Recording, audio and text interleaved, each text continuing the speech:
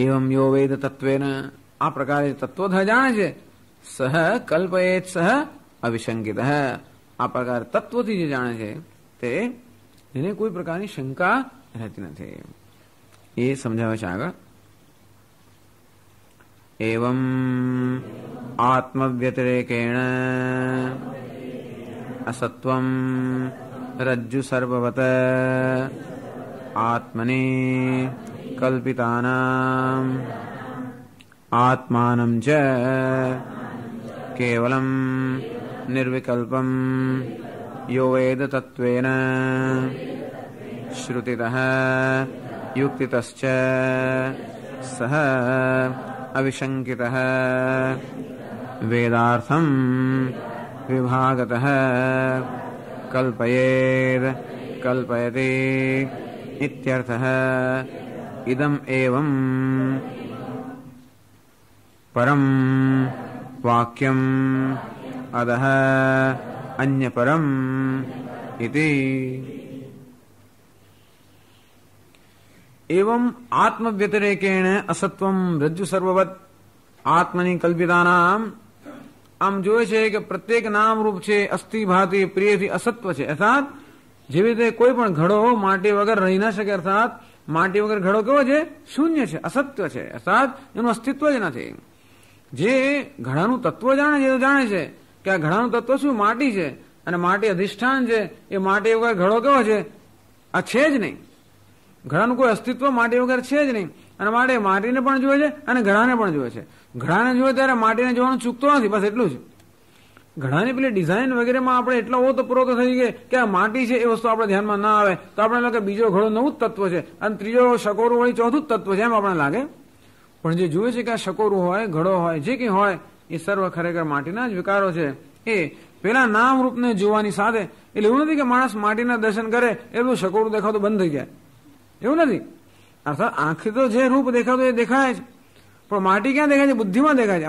ત્યાં તો માટી આંખથી દેખાય છે, પણ નહીંતર આનું સત્ય માટી છે દર્શન ક્યાં છે? બુદ્ધિમાં છે. આંખથી શેનું દર્શન છે? ઘડાનું. અને બુદ્ધિમાં શેનું દર્શન છે? આ માટી છે. એ તત્વનું દર્શન હંમેશા બુદ્ધિમાં હોય. એમનામાં જો કે અદ્વિતીય આત્મામાં દેખાવા મળે મને, એટલે બધા પાંદડે કૃષ્ણ જ દેખાય એટલે બધા કૃષ્ણ જ બેઠેલા દેખાય એવું નથી. પણ પ્રત્યેક પાંદડાનું તત્વ કૃષ્ણ છે એવી જાતનું એને કૃષ્ણ એને ક્યાં દેખાય? અંદર દેખાય. પાંદડું ક્યાં દેખાય? બહાર દેખાય. અંતેથી આવી રીતે જે જાણે અધિષ્ઠાન અને આરોપ બંનેનું જેને જ્ઞાન છે, એટલે એવમ આત્મવ્યતિરેકેણ રજ્જુ સર્વવત આત્મની કલ્પિતાનામ અસત્વમ. રજ્જુ પર જેમ બધે સર્પ વગેરેની કલ્પના થઈ છે, બધાનું રજ્જુ સિવાય અસત્વ, અર્થાત રજ્જુ સિવાય એમનું કોઈ અસ્તિત્વ જેમ નથી. અંતે રીતે આ પ્રાણ વગેરે જે કલ્પનાઓ કરવામાં આવી છે, બધી કલ્પનાઓ એક દ્રષ્ટિબિંદુ હોવાને કારણે આત્માથી એમનું કોઈ વધારે આત્માથી સ્વતંત્ર કોઈ અસ્તિત્વ નથી. અર્થાત પ્રત્યેક કલ્પનામાં આત્મા તો રહેલો જ છે. અંતેથી એ કલ્પનાને કલ્પના તરીકે ઓળખી શકે. અર્થાત બંગડી શું? એક સુવર્ણ પરની કલ્પના છે. એ સુવર્ણના કોઈ પણ અલંકાર એટલે કલ્પના, એ કોઈ પણ અલંકારમાં કે કોઈ પણ કલ્પનામાં સુવર્ણ તો રહેલું જ છે. અને માટે એને બંગડી દેખાડવામાં આવે તો એ ભરમાઈ ના જાય કે એને આ સોનું નથી. એને બુટ્ટીના રૂપમાં સોનું જોયું હોય અને પછી ભરમાઈ ના જાય કે આ બંગડી એટલે સોનું નહીં. એ જાણે છે કે આ પણ આ સોના પરનો એક બીજો અધ્યારોપ છે.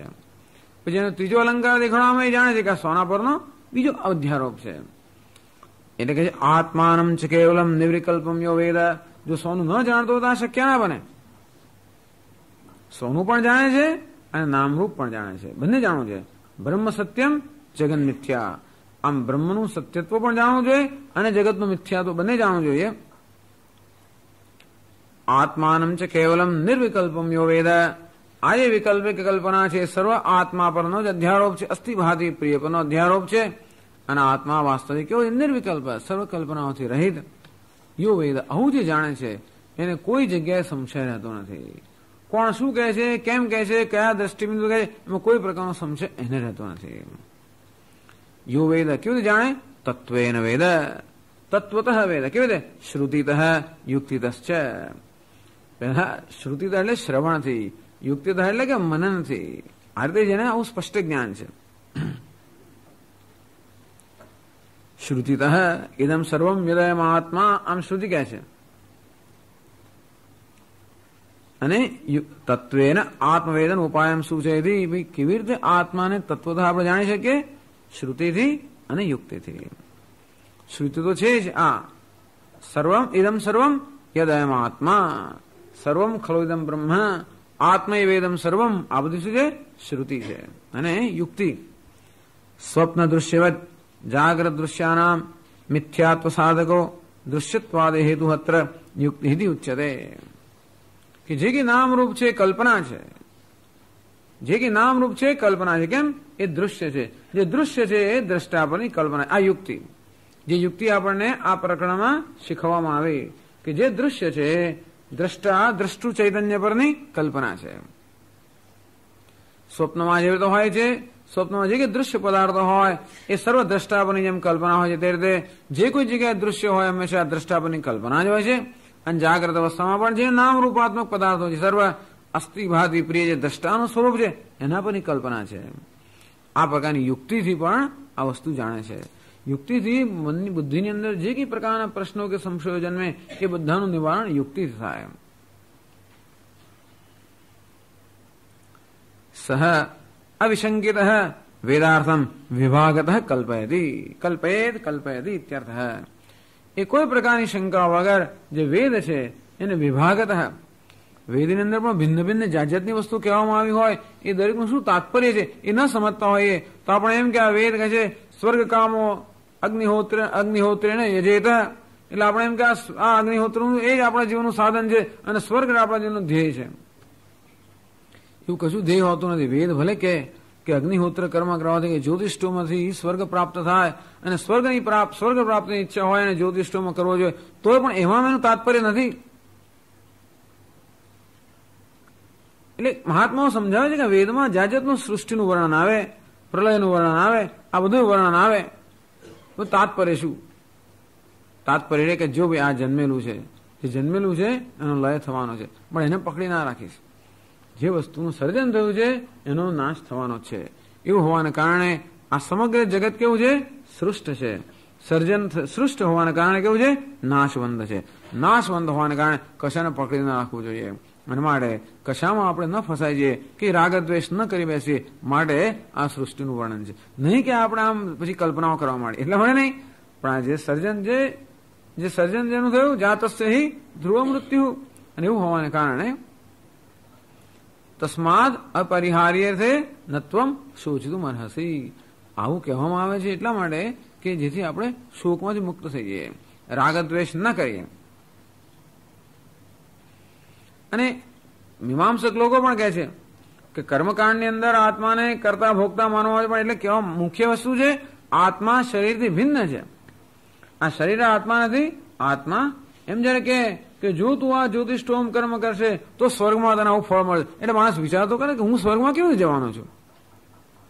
હું અત્યારે અહીં કર્મ કરું અને પછી સ્વર્ગમાં મને ફળ મળતું હોય તો સ્વર્ગમાં મેં તો કોઈ જતા જોયો નથી. જે અહીંયા મરી જાય છે એ તો સ્મશાન સુધી આગળ જતું જ નથી કોઈ.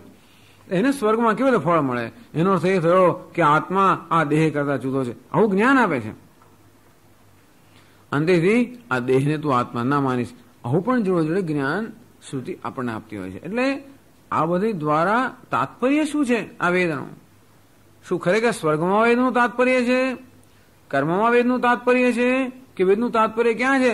મોક્ષમાં છે, અદ્વૈતમાં છે, દ્વૈતમાં છે? ક્યાં વેદનું તાત્પર્ય છે? આ બધું સમજવામાં આ વિવેકી પુરુષોને કોઈ પ્રકારનો સંશય કે શંકા રહેતી નથી. ઇદમ એવમ પરમ વાક્યમ અદહ અન્ય પરમિતિ. આ વાક્ય છે એનું આ તાત્પર્ય આ પ્રકાર છે, પેલું વાક્ય છે એનું તાત્પર્ય પેલા પ્રકારનું છે. અંતેથી માત્ર વાક્યના વાચ્યાર્થથી જે માત્ર ભ્રમિત નથી જતો, પરંતુ એનું તાત્પર્ય છે તાત્પર્ય પણ સમજી શકે છે. આનંદ ગીત ત્યાં સુધી કહે છે યથોક્ત વિજ્ઞાનવાન વેદ કિંકરો ન ભવતી. આ પ્રકારનો આત્મજ્ઞાની જે છે એ વેદ કિંકરો ન ભવતી, અર્થાત એ વેદનો દાસ નથી રહેતો. અર્થાત વેદ કહે છે માટે હું કહું છું એવું નથી. કિંતુ સહ એમ વેદાર્થમ બ્રુતે સૈવ વેદાર્થો ભવતી. એ છે કે એ વેદ બની જાય છે. એવું નથી કે એ વેદ કહે છે માટે એ કહે છે, પણ આ વેદનું તત્વત જ્ઞાન જેને પ્રાપ્ત થયું એ છે કે એ જ શાસ્ત્ર બની જાય. અર્થાત એને અર્થાત એને કોઈ પ્રકારનું સંશય કે શંકા રહેતી નથી. વિભાગત વેદાર્થ વ્યાખ્યાનમ અભિનયતિ ઇદમ એવમ પરમ વાક્યમ અદહ અન્ય પરમિતિ. કે છે જ્ઞાન કાંડમ સાક્ષાત અદ્વૈત વસ્તુ પરમ. જે જ્ઞાન કાંડ છે એ સાક્ષાત અદ્વૈત વસ્તુનું જ એનું તાત્પર્ય જ્ઞાન કાંડનું ક્યાં છે? અદ્વિતીય તત્વમાં. કર્મકાંડમ તો સાધ્ય સાધન સંબંધ બોધન દ્વારા પરંપરાયા તસ્મિન પર્યવસિતમ. જયારે કર્મકાંડ છે એ ભલે આપણને ઉપરથી સાધ્ય અને સાધનનું જ્ઞાન આપતું હોય, પણ છેવટે એનું તાત્પર્ય પણ ક્યાં છે? અદ્વિતીય તત્વમાં જ છે. અર્થાત કર્મ કરવાનો હેતુ કે સ્વર્ગમાં જેવા કઈ ભોગ મેળવવા માટે નથી. આપણે કહેવામાં આવ્યું કે આ સમગ્ર જગત નાશવંત હોવાને કારણે ભોગ પણ નાશવંત છે, પણ એમાં શું કામ? તો પછી શેના માટે કર્મકાંડ છે? ભોગ માટે નથી, અંતઃકરણ શુદ્ધિ માટે છે. જેથી છેવટે કર્મકાંડનું તાત્પર્ય પણ એક અદ્વિતીય તત્વના જ્ઞાનમાં જ છે. નહીં તો આપણે વાંચીએ તો હા સરસ સરસ ચાલો સ્વર્ગમાં જવાનું છે, લાવો કરીએ. પછી ખબર હોય કે આનું તાત્પર્ય સ્વર્ગમાં નથી, મોક્ષમાં છે, તો પછી આપણે એની સાથેનો આપણી દ્રષ્ટિ જુદા પ્રકારની હોય. સર્વે વેદા યત પદમાવનંતી શ્રુતે કહે છે સર્વ વેદા કર્મકાંડ હોય, ઉપાસના કાંડ હોય, જ્ઞાન કાંડ હોય, જે કે હોય શાસ્ત્રનું યત પદમાવનંતી અર્થાત એક જ પદ, જે એક જ પદનું ગાન કરે છે. આત્મવિદ વેદા સવિત્વ મુક્તમ વ્યનક્તિ. હવે શંકરાચાર્યજી મનુસ્મૃતિમાંથી એક શ્લોક એ ઉદ્ધૃત કરે છે. કે છે આગળ ભાષ્યમાં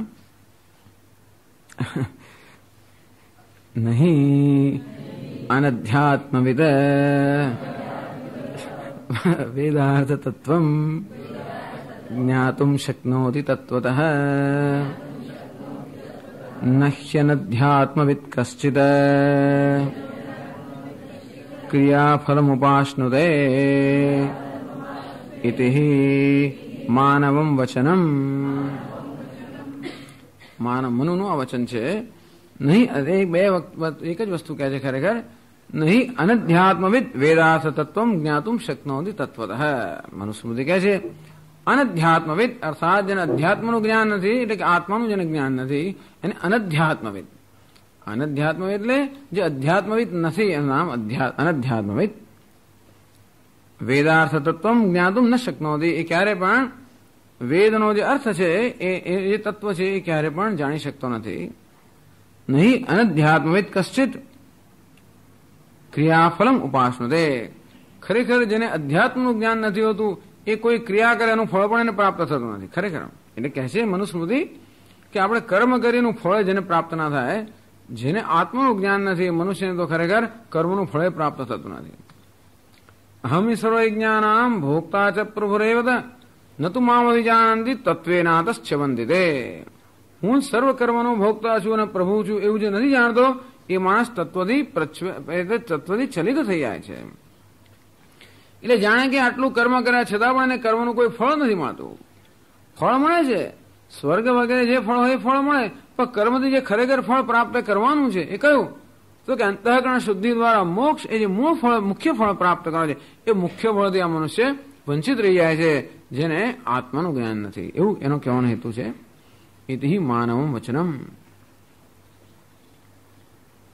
તદેવ હિ વેદાર્થ તત્વમ યત પ્રત્યેગાત્મ સ્વરૂપમ અતશ્ચ અધ્યાત્મવિદ એવ યથાત્મેન તત્વજ્ઞાને પ્રભવતી.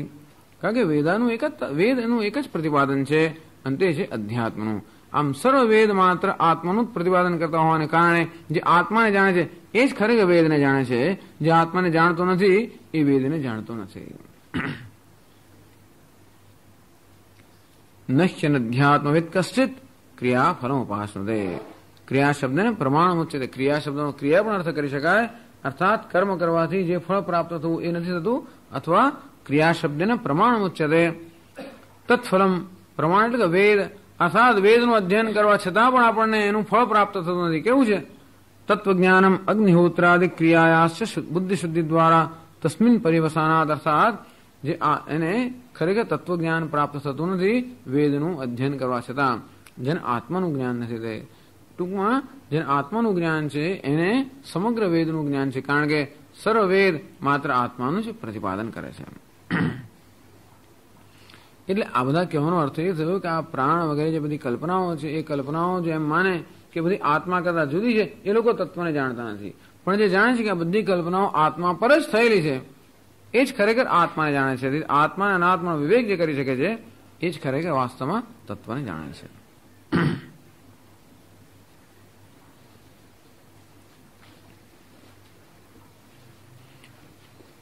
ઓમ પૂર્ણમદઃ પૂર્ણમિદં પૂર્ણાત પૂર્ણમુદચ્યતે પૂર્ણસ્ય પૂર્ણમાદાય પૂર્ણમેવાવશિષ્યતે.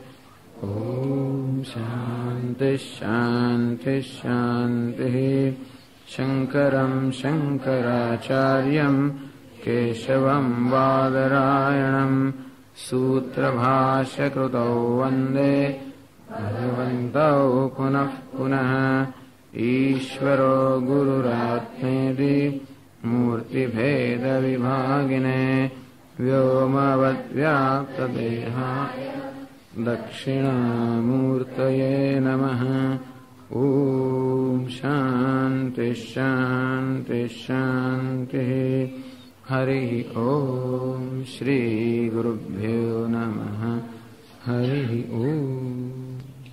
એતૈરેષો પૃથગ્ ભાવૈઃ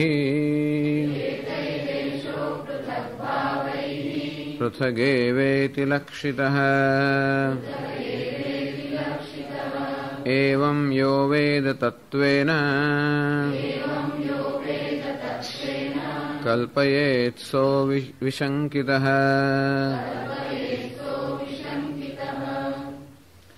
एवं यो वेद तत्वेन कल्पयेत् सः अविशंकितः. एवं आत्म व्यतिरेकेण असत्वं रज्जु सर्ववत् आत्मनि कल्पितानाम् आत्मानं च केवलं निर्विकल्पं यो वेद तत्वेन श्रुतितः युक्तितश्च सः अविशंकितः. वेदार्थं विभागतः कल्पयेत् कल्पयति इत्यर्थः. આમ જે જાણે છે કે આ સર્વ વિકલ્પો આત્મા પરના અર્થાત કોઈ પણ વિકલ્પ કશું દુનિયામાં એવું હોઈ જ ના શકે. વિકલ્પ કે કંઈ પણ જે આત્માથી અન્ય કે આત્માથી વ્યતિરિક્ત હોઈ શકે. આત્મા એટલે અસ્તિત્વ નું અધિષ્ઠાન ન હોય તો કોઈ વસ્તુ સંભવી જ ના શકે. કોઈ વસ્તુ છે એવું કેમ એને છે પણ હું પ્રદાન કરનાર કોણ તો કે આત્મા. કોઈ વસ્તુ ભાસે છે એને એ ભાસવાની જે શક્તિ પ્રદાન કરનાર કોણ તો કે આત્મા. આમ આત્માની સત્તા અને સ્ફૂર્તિને કારણે સપદાર્થો છે અને સ્ફુરી રહ્યા છે. એટલે જગતમાં કોઈ પદાર્થ કોઈ કલ્પના સ્થૂળ હોય સૂક્ષ્મ હોય કારણ કોઈ પણ વસ્તુ ક્યારેય આત્મા વગર તો સંભવી જ ના શકે. આ એક જાણવાની વસ્તુ છે. આત્માનમ ચ કેવલમ નિર્વિકલ્પમ યો વેદ. એ પણ જાણે છે કે આત્મા કેવલ એટલે કે અદ્વિતીય છે, નિર્વિકલ્પ છે. આ સર્વ વિકલ્પો આત્માથી અલગ નથી અને આત્મા સ્વયં સર્વ વિકલ્પથી મુક્ત નિર્વિકલ્પ છે. એવં યો વેદ આત્મા એટલે કે હું તત્વેન શ્રુતિતઃ યુક્તિતશ્ચ એટલે ઉપનિષદના શ્રવણથી યુક્તિથી સહ અવિશંકિત અર્થાત એને કોઈ પ્રકારનો સંશય રહેતો નથી. જગતમાં જાણવાનું આટલું જ છે. પછી સંશય એટલે સંશય આ આત્મા છે કે અનાત્મા છે. આત્મા એક માત્ર છે અને જે કંઈ છે એ આત્માનો જ આભાસ છે. આવું જયારે જ્ઞાન થાય કોઈ સંશય રહેતો નથી.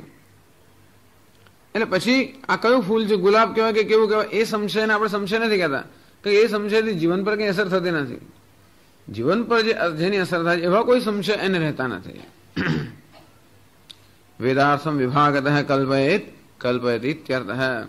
અહીં તો કહે છે કે એને શાસ્ત્રના તાત્પર્ય નિશ્ચયમાં કોઈ સંશય રહેતો નથી એવું કહેવા માંગે છે કે આ જે શાસ્ત્રનું તાત્પર્ય છે શાસ્ત્ર એક આ જ વસ્તુ ખરેખર એનું પ્રતિપાદન કરે છે કે આત્મા એક અદ્વિતીય છે. અન્ય જે કંઈ ભાષે છે સર્વ આત્મા પરનો અધ્યારોપ છે. બસ આ જ શાસ્ત્રનું તાત્પર્ય હોવાને કારણે એને ક્યાંય કોઈ એવો હવે સંશય રહેતો નથી કે ભાઈ કર્મકાંડમાં તો આ કર્મનું વર્ણન આવે છે એને નાને શું લાગે વળગે. ઉપાસના કાંડમાં કે બધી ઉપાસનાનું વર્ણન આવે છે એને આત્માને શું લાગે વળગે. આવો કોઈ પ્રશ્ન ઉપસ્થિત થતો જ નથી. કારણ કે કર્મ કે ઉપાસના જે થતા હોય એ ભલે અધ્યારોપિત કે કલ્પિત સ્તર પર થતા હોય છતાં પણ એનો હેતુ આત્માના જ્ઞાન માટેની ભૂમિકા તૈયાર કરવાનો હોવાને કારણે એના વિશે કોઈ સંશય નથી. સર્વે વેદા યત પદમ આમનંતી. શ્રુતિ કહે છે કે સર્વ વેદ એક જ પદનું એક જ આત્મતત્વનું આમનંતી એનું જ ગાન કરે છે અથવા એનું જ પ્રતિપાદન કરે છે. તો કર્મકાંડ કે જ્ઞાનકાંડ, ઉપાસનાકાંડ, જે કાંડ છે સમગ્ર વેદ એકમાત્ર આત્મતત્વનું પ્રતિપાદન કરે છે. કર્મકાંડ ભલે બહારથી જોવા જઈએ તો કર્મનું પ્રતિપાદન કરતો હોય, પણ અગ્નિહોત્રાદિ ક્રિયાયાશ્ચ બુદ્ધિ શુદ્ધિ દ્વારા તસ્મિન પર્યવસાના, જે ક્રિયાઓ છે એનો હેતુ ખરેખર કોઈને આમ ભલે એમ લાગે કે વેદમાં અનેક પ્રકારના પ્રલોભનો આપીને માણસને કર્મની પ્રેરણા કરવામાં આવતી હોય, પણ એને કર્મમાં કોઈને કોઈ રીતે જોડવો એ અગત્યનું છે. ગમે તે રીતે જોડાય. આમ કર્મમાં જોડાય એટલે આપોઆપ જ કોઈને કોઈ પ્રકારનું ડિસિપ્લિન તો પાલન કરવું જ પડે. તમે યજ્ઞ કરતા હોય એટલે અમુક પ્રકારનું ડિસિપ્લિન પાલન કરવું, અમુક ઉપવાસ કરવા પડે અને અમુક રીતે રહેવું પડે. બ્રહ્મચર્યનું પાલન કરવું પડે, કે ભૂમિ પર શયન કરવું પડે, અગ્નિના ધુમાડામાં બેસીને તપસ્યા કરવી પડે, વેદ મંત્રોચ્ચાર કરવા પડે. ભલે ને કશા પરિણામ કે ફળ માટે કરતા હોય તો પણ આ બધું કરવાને કારણે જે શુદ્ધિકરણ થાય તો થવાનું જ છે. કર્મ કરવું અર્થાત વિહિત કર્મ, એટલે જે પ્રકારે વિધાન કર્મ એ પ્રકારે કર્મ કરવું હોય તો આપોઆપ જ અનેક પ્રકારનું ડિસિપ્લિન અને અંતઃકરણ શુદ્ધિ એમાંથી જન્મવાના જ છે. એ એનો વેદ કે ભલે ના એને માટે કર્મ કરતો, પણ એમ કરતા કરતા ટ્રેન થાય માણસ. જેમ બાળકને આપણે રમત રમતો હોય તો શેની પેલા બ્લોકની રમત રમતો હોય અને પછી એને બ્લોક ગોઠવવાનો હોય અને આપણે કહે કે 4 નંબરનો બ્લોક લઈ આવો. 4 નંબરનો બ્લોક એટલે એને ખબર ના હોય, પણ એ પછી કે આ તો કે ના આ તો પૂછે આપણને, પછી કે આ તો કે હા, એટલે કે આ 4 નંબર.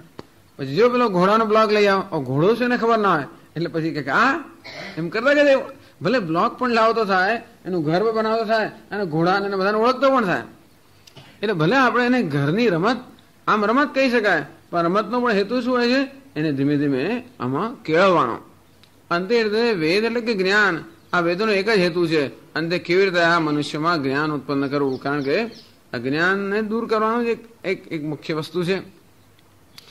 કર્મ દ્વારા, ઉપાસના દ્વારા પણ કર્મયોગ જે કંઈ હોય બધાનો હેતુ જ્ઞાન, સીધો કે આડકતરો એક જ હેતુ છે, અને તે જ્ઞાન.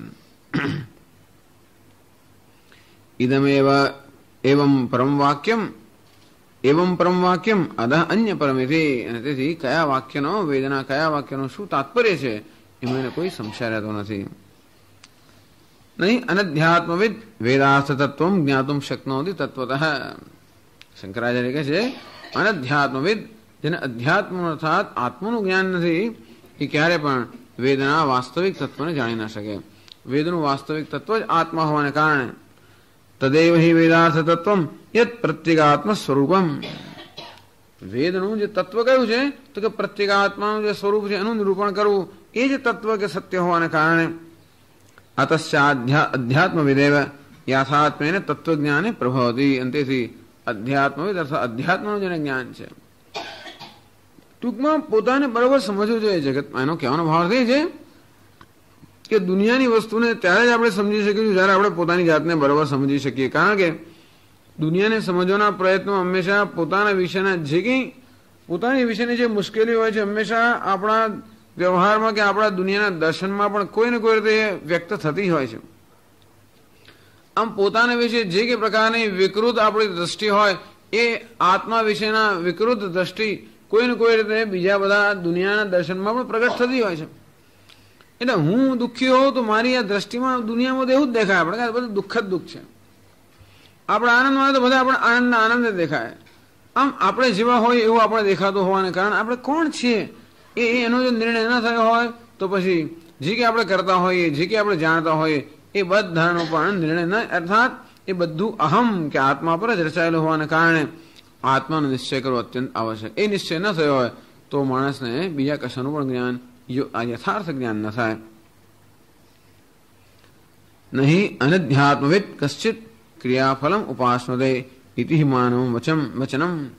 ક્રિયાફલમ અર્થ શંકરાચાર્ય કર્યો વેદાર્થ તત્વમ જ્ઞાતુમ ન શક્નોતે.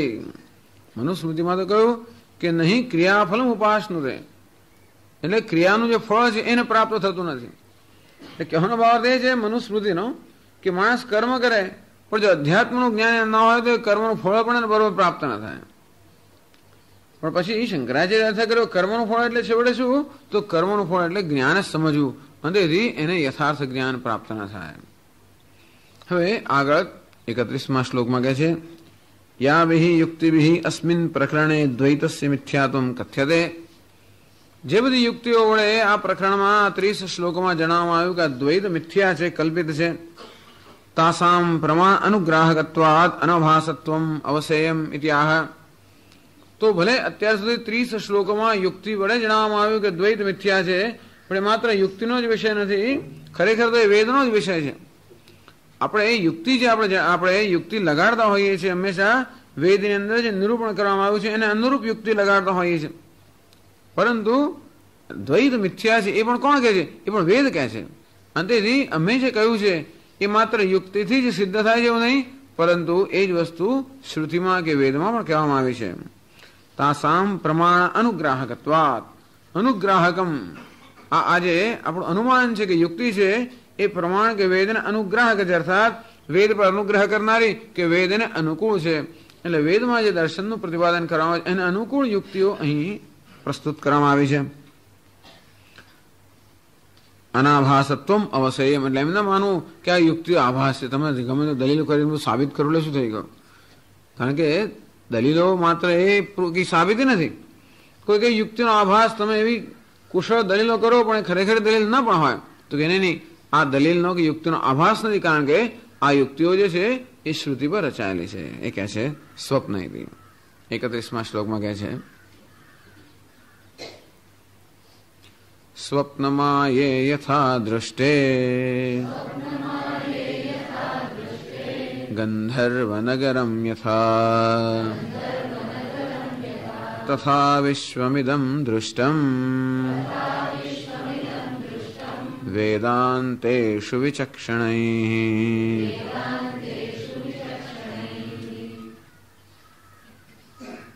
એટલે આમાં શ્રુતિનું અનુગ્રાહક પ્રમાણ છે.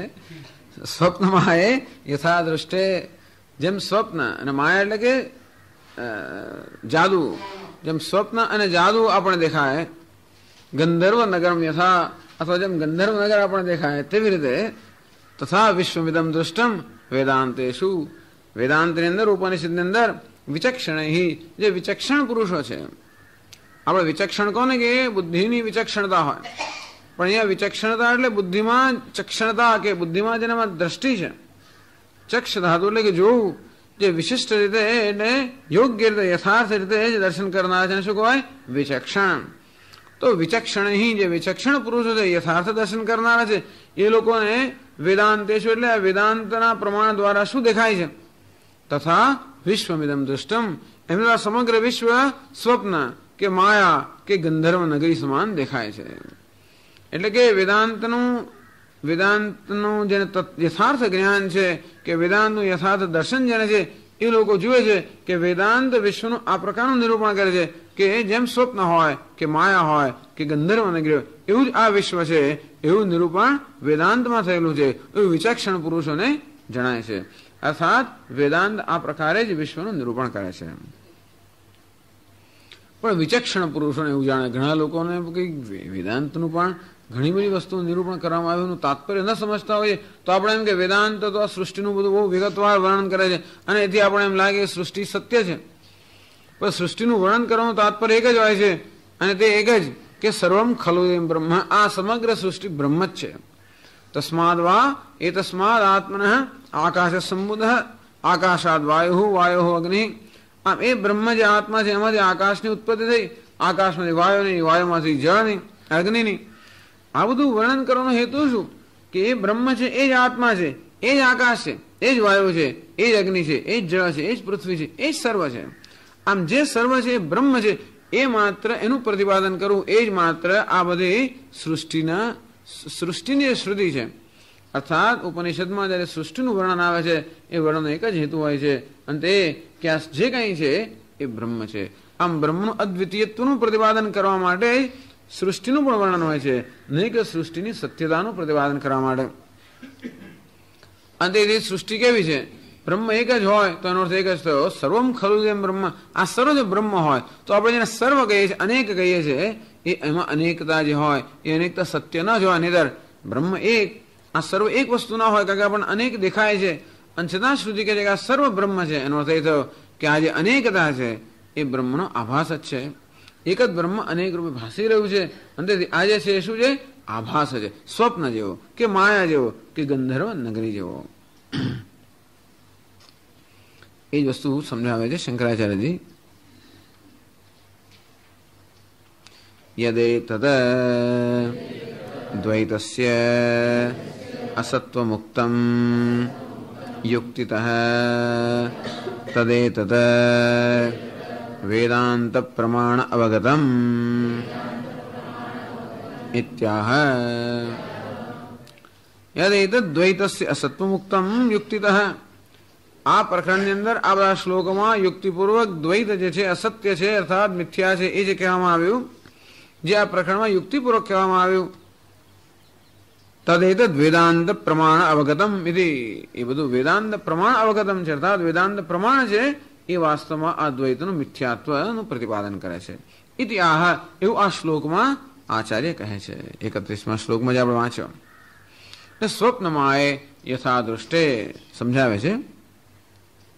સ્વપ્નશ્ચ માયા ચ સ્વપ્નમાયે અસદ્વસ્ત્વાત્મિકે અસત્યૌ અસત્યૌ સદ વસ્ત્વાત્મિકે ઇવ લક્ષ્યેતે અવિવેકિભિઃ. સ્વપ્નમાયે દ્વિવચન છે. સ્વપ્નશ્ચ માયા ચ સ્વપ્નમાયે. સ્વપ્ન અને માયા દ્વિવચન હોવાને કારણે ત્યાં સંધિ થતી નથી. સ્વપ્નમાયે અસદ વસ્તુઆત્મિકે, નહીતર એ અને અ ભેગા મળીને શું થવું જોઈએ? અનુલોપ થઈ જવું જોઈએ. એવું નથી કેમ થતું? જ્યાં દ્વિવચન આવતું હોય ત્યાં આગળ સંધિ નથી થતી હોતી. બસ એવું જ છે. તેથી સ્વપ્નમાયે અસદ વસ્તુઆત્મિકે. આ સ્વપ્ન જે છે કેવું છે? અસદ વસ્તુઆત્મિકમ. એનો આત્મા, એનું તત્વ અસદ વસ્તુ, સ્વપ્ન વાસ્તવમાં છે નહીં. તો માયા અર્થાત જાદુ પણ કેવું છે? વાસ્તવમાં જે છે નહીં. એટલે એનો આત્મા કેવો છે? અર્થાત એ જાદુ દેખાયના પેટાળમાં શું છે? અસત્ય. કે સ્વપ્ન દેખાયના પેટાળમાં ગર્ભમાં શું છે? અસત્ય. એટલે કહેવાય અસદ વસ્તુઆત્મિકે. અસદ વસ્તુ જેનો આત્મા કે સ્વરૂપ છે એવા સ્વપ્ન ને માયા, કે માયા એટલે કે આ જાદુ છે. અસત્ય સત વસ્તુઆત્મિક એવા લક્ષ્યે અવિવેકી. પરંતુ જે અવિવેકી મનુષ્યો છે એમને કેવા દેખાય છે? વસ્તુઆત્મિકે એવા લક્ષ્યે તે. અવિવેકી મનુષ્યોને વસ્તુઆત્મિક અર્થાત એ સાચી વસ્તુ ન હોય એમ માને છે. આટલા પ્રવચનો સાંભળ્યા પછી હજી પણ સ્વપ્ન આવે ત્યારે આપણે અંદર તો કંઈક થાય કે આ સ્વપ્નમાં સ્વામી આવું મને દેખાયું, તો આપણે એને શું સમજવું? સ્વપ્નમાં આમ થયું એનો કેમ અર્થ કરવો? થાય તો ખરું. અને આપણે એટલે એકદમ આપણે કે એને અસત્ય મિથ્યા એવું સ્વીકાર નથી લેતા હોતા. તો આપણે જાદુ જોઈએ તો પણ આપણને, જો આપણને જાદુ છે એવું ખબર ના હોય તો આપણે માની લઈએ કે આ વસ્તુ વાસ્તવિક છે. અને જે નથી વાસ્તવિક એ પણ જયારે આપણામાં વિવેક ના હોય ત્યારે આપણને વાસ્તવિક જેમ લાગે. અને ગંધર્વ નગરમ 3 દ્રષ્ટાંતો આપ્યા. આગળ કહે છે યથા ચ પ્રસારિત પણ્યાપણ ગૃહપ્રાસાદ સ્ત્રીપુંજન જનપદ વ્યવહાર આકીર્ણમિવ ગંધર્વનગરમ દૃશ્યમાનમેવ સત અકસ્માત અભાવતામ ગતમ દૃષ્ટમ યથા ચ સ્વપ્નમાયે દૃષ્ટે અસદ્રૂપે તથા વિશ્વમિદં દ્વૈતમ સમસ્તમ અસદૃષ્ટમ. ગંધર્વનગર કેવું હોય એનું વર્ણન કરે છે. યથા ચ, આ બધું મહારાજ ગંધર્વનગર જોયું છે તમે કોઈ દિવસ? ગંધર્વનગર કોને કહેવાય? આકાશની અંદર જયારે આ ભિન્ન ભિન્ન પ્રકારના રંગો, જયારે સૂર્યનો અસ્ત થવાનો હોય કેવા વખતે અનેક બધા રંગો, અનેક રંગોની જે ત્યાં કરામત દેખાય છે. અને ત્યારે જો વાદળ હોય તો વાદળ અનેક પ્રકારના આકાર દેખાય. નાના હતા ત્યારે વાદળો જોઈને એ જે પેલું ઊંટ ગયું, જો પેલો હાથી ગયો, પછી જો મારો હાથી આગળ ગયો, પેલાનું ઊંટ પાછળ આવ્યું, વગેરે વગેરે. આમ છોકરાઓ બધી ચર્ચા કરતા હોય છે ઉપર આકાશમાં જોઈને. કારણ કે એક વાદળ એને હાથી જેવું દેખાય, બીજું વાદળ ઊંટ જેવું દેખાય. આપણે મને તો હાથી ઊંટ દેખાય, પણ અમને તો શું દેખાય છે. પ્રસારિત પણ્યાપણ ગ્રહ પ્રાસાદ સ્ત્રી પુમ જનપદ વ્યવહાર આકીર્ણમ એવા. આવું જોવાનું તો મને કે કઈ દ્રષ્ટિ જોઈએ. એમને જાદુ દેખાય, એ પણ જાદુનું વર્ણન ગંધર્વ નગરનું વર્ણન કરે છે. ગંધર્વ નગર અર્થાત આકાશની અંદર વાદળોની આ બધી કઈ ક્રીડા, વાદળોના અમુક ખાલી આકારોને કારણે જે દેખાતું નામ ગંધર્વ નગર. પુણ્યાની પ્રસારિતાની